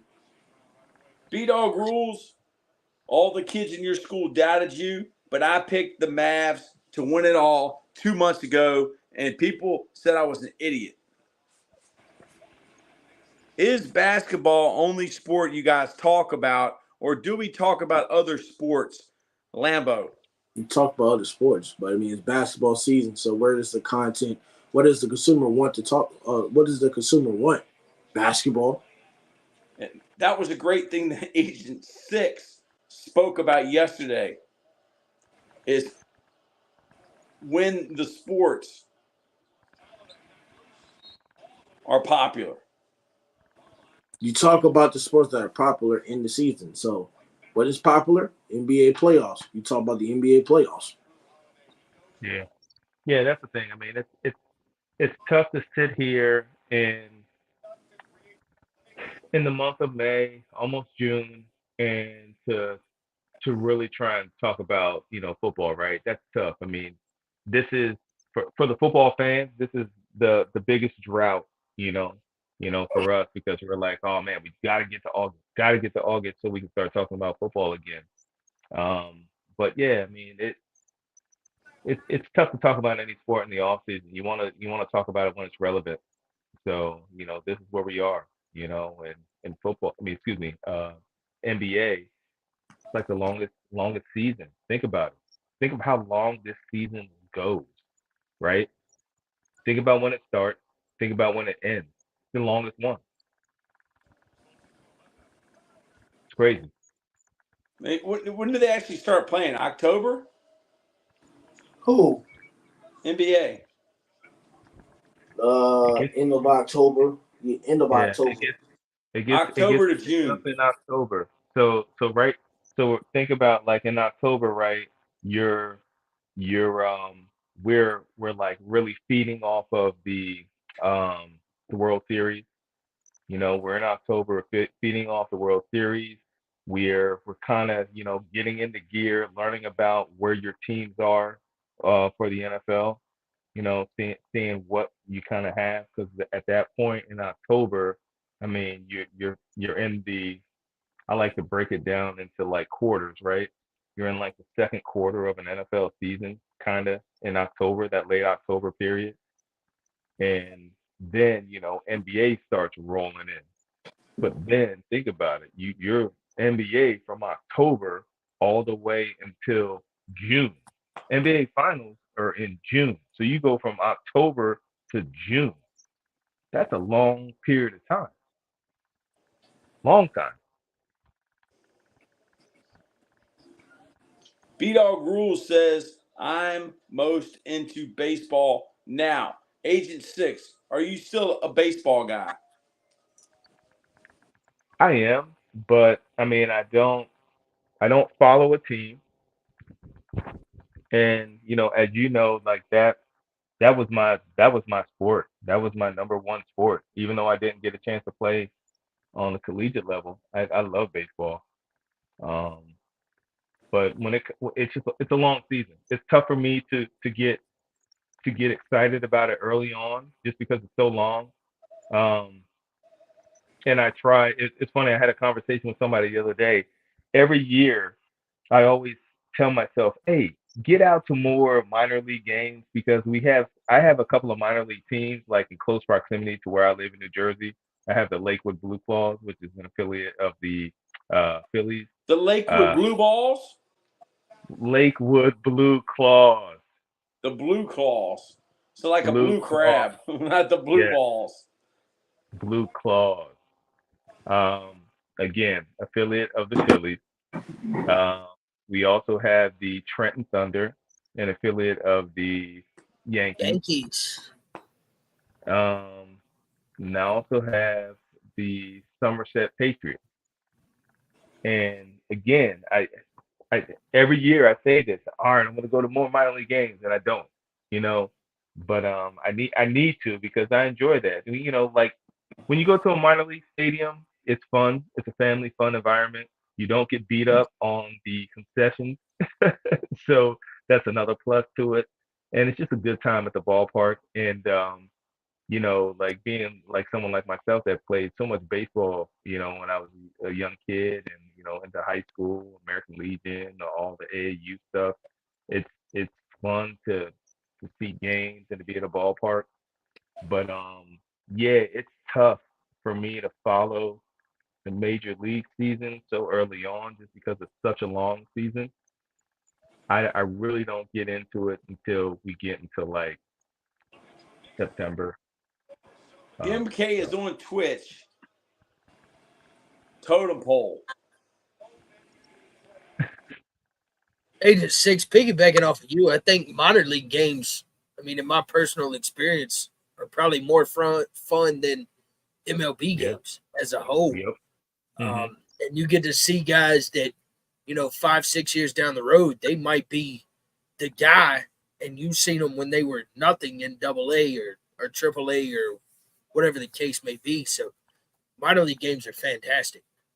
Yeah, and the other thing too, like think when guys get hurt and they have to go down to rehab, so Yep. then you end up seeing some of your big stars play, on the minor league team. So that's kind of For fun too. for a quarter of the price that you would pay to go to a major league game. Yep. Yeah. One of the first autographs that I got when I was a kid, because I used to love going to the Diamond when the Richmond Braves played when we were kids. Yeah. And one of the first autographs I got was from David Justice. Oh, when yeah, he was Oh good. wow. He And cheated on yeah, Holly Berry. yeah, yep. Who's But more yeah, stupid, the Celtics coach or David Justice? Both. Both. yeah, yeah, Both. equally dumb. How do you cheat on Holly Berry and Nia Long? Both of them are stupid. Both. Gold Star Production says, "What's up, big dog?"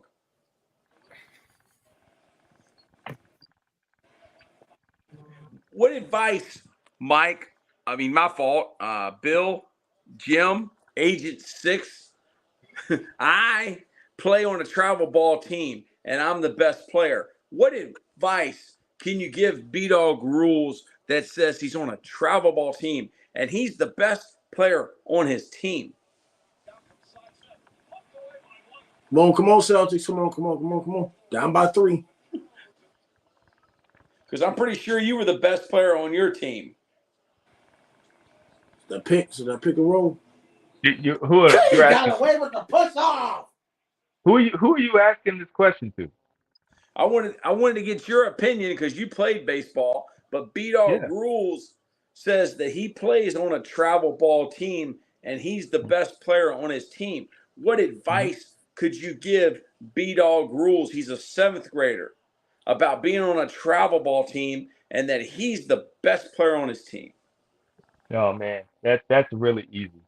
That's really easy. And B-Dog Rules. Here's what you have to do. Here's here's the here's the recipe. All right, I'm gonna give you the secret sauce. Something I did all the time. No one knew about it, but I did it all the time. Whenever I had an opportunity to go to a camp or whatever the case may be, maybe go to my older brother's practice, I was like, I was so quiet and I was watching every little thing that these older guys did. And I tried to find all the things that I could not do, and I tried to do them on my own when I went back home. So whether if I was in my backyard, I did these little drills on my own, or I was fortunate enough I lived 8 houses down from my local park where we played our games. And when a lot of people weren't watching me, I was doing so many things on my own, whether it was hitting off a tee, just throwing tennis balls against steps just to catch weird, awkward bounces as a fielder. You just have to find little things and really just do it repeatedly over and over and over again. And if you become a creature of, I just want to, just do things and just want to get better, and you just like repetition, that's how you We get better. got 565 people watching at Totem Pole headquarters. That's a record. Awesome. We're, Awesome stuff. Agent Awesome 6 stuff. is taking us over the top, man. I don't know if that's me, guys. I mean, again, I'm just happy to be here. It's I love Paul and I Agent love what you 6. guys are doing.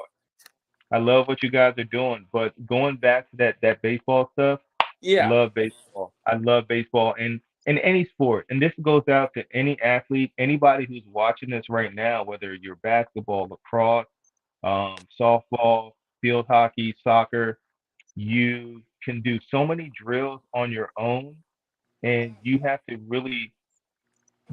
challenge yourself and really commit yourself to do that type of stuff. And that's what takes people to another level. And that's when people show up to games and someone can see, oh man, that person is clearly head and shoulders above everybody else on the team, everybody else on the field or the court or whatever, because you take so much pride into the game that you play, that you pour so much energy and put a lot of hours and minutes throughout the day to make yourself that much better.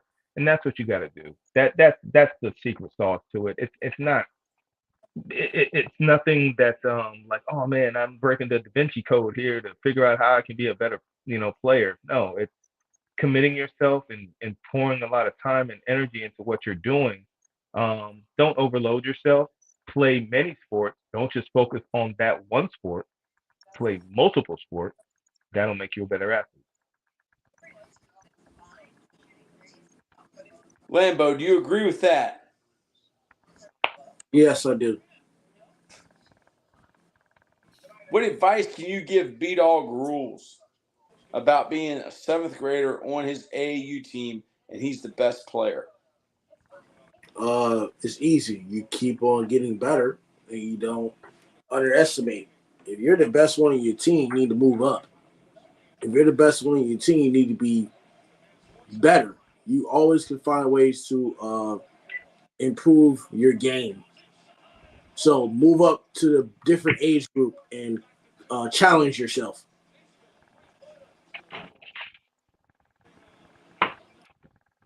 (102-98). 2-point game. 2-point game. What the fuck are we doing?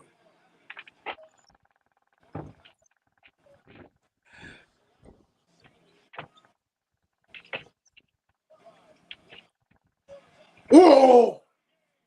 Come on. How much time you got in your game, Lambo? Like 2:30.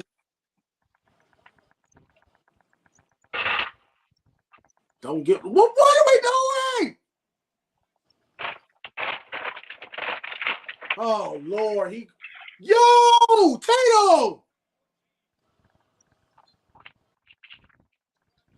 Oh, go! Slow down. Doing too much. Run the offense. Wow. What the hell? Please make this. Oh, rebound! Slow down.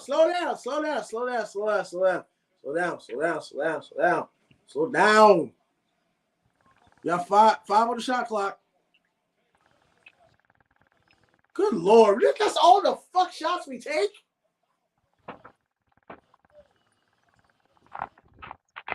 Slow down. You have to slow down.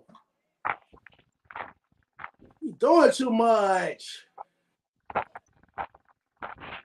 Oh, he's not gonna run the offense. We're gonna go one-on-one. We missed the layup.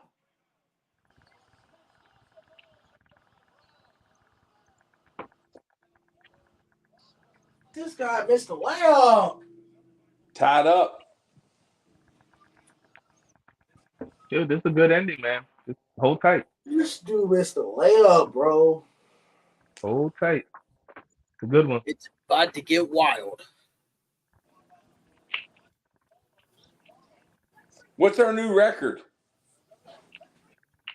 We ain't got a new record. It's like 563. I think we at 562 right now.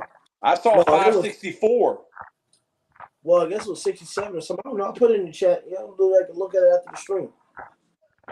We just gotta get better. We ain't gotta worry about it. We just gotta get better. Be consistent.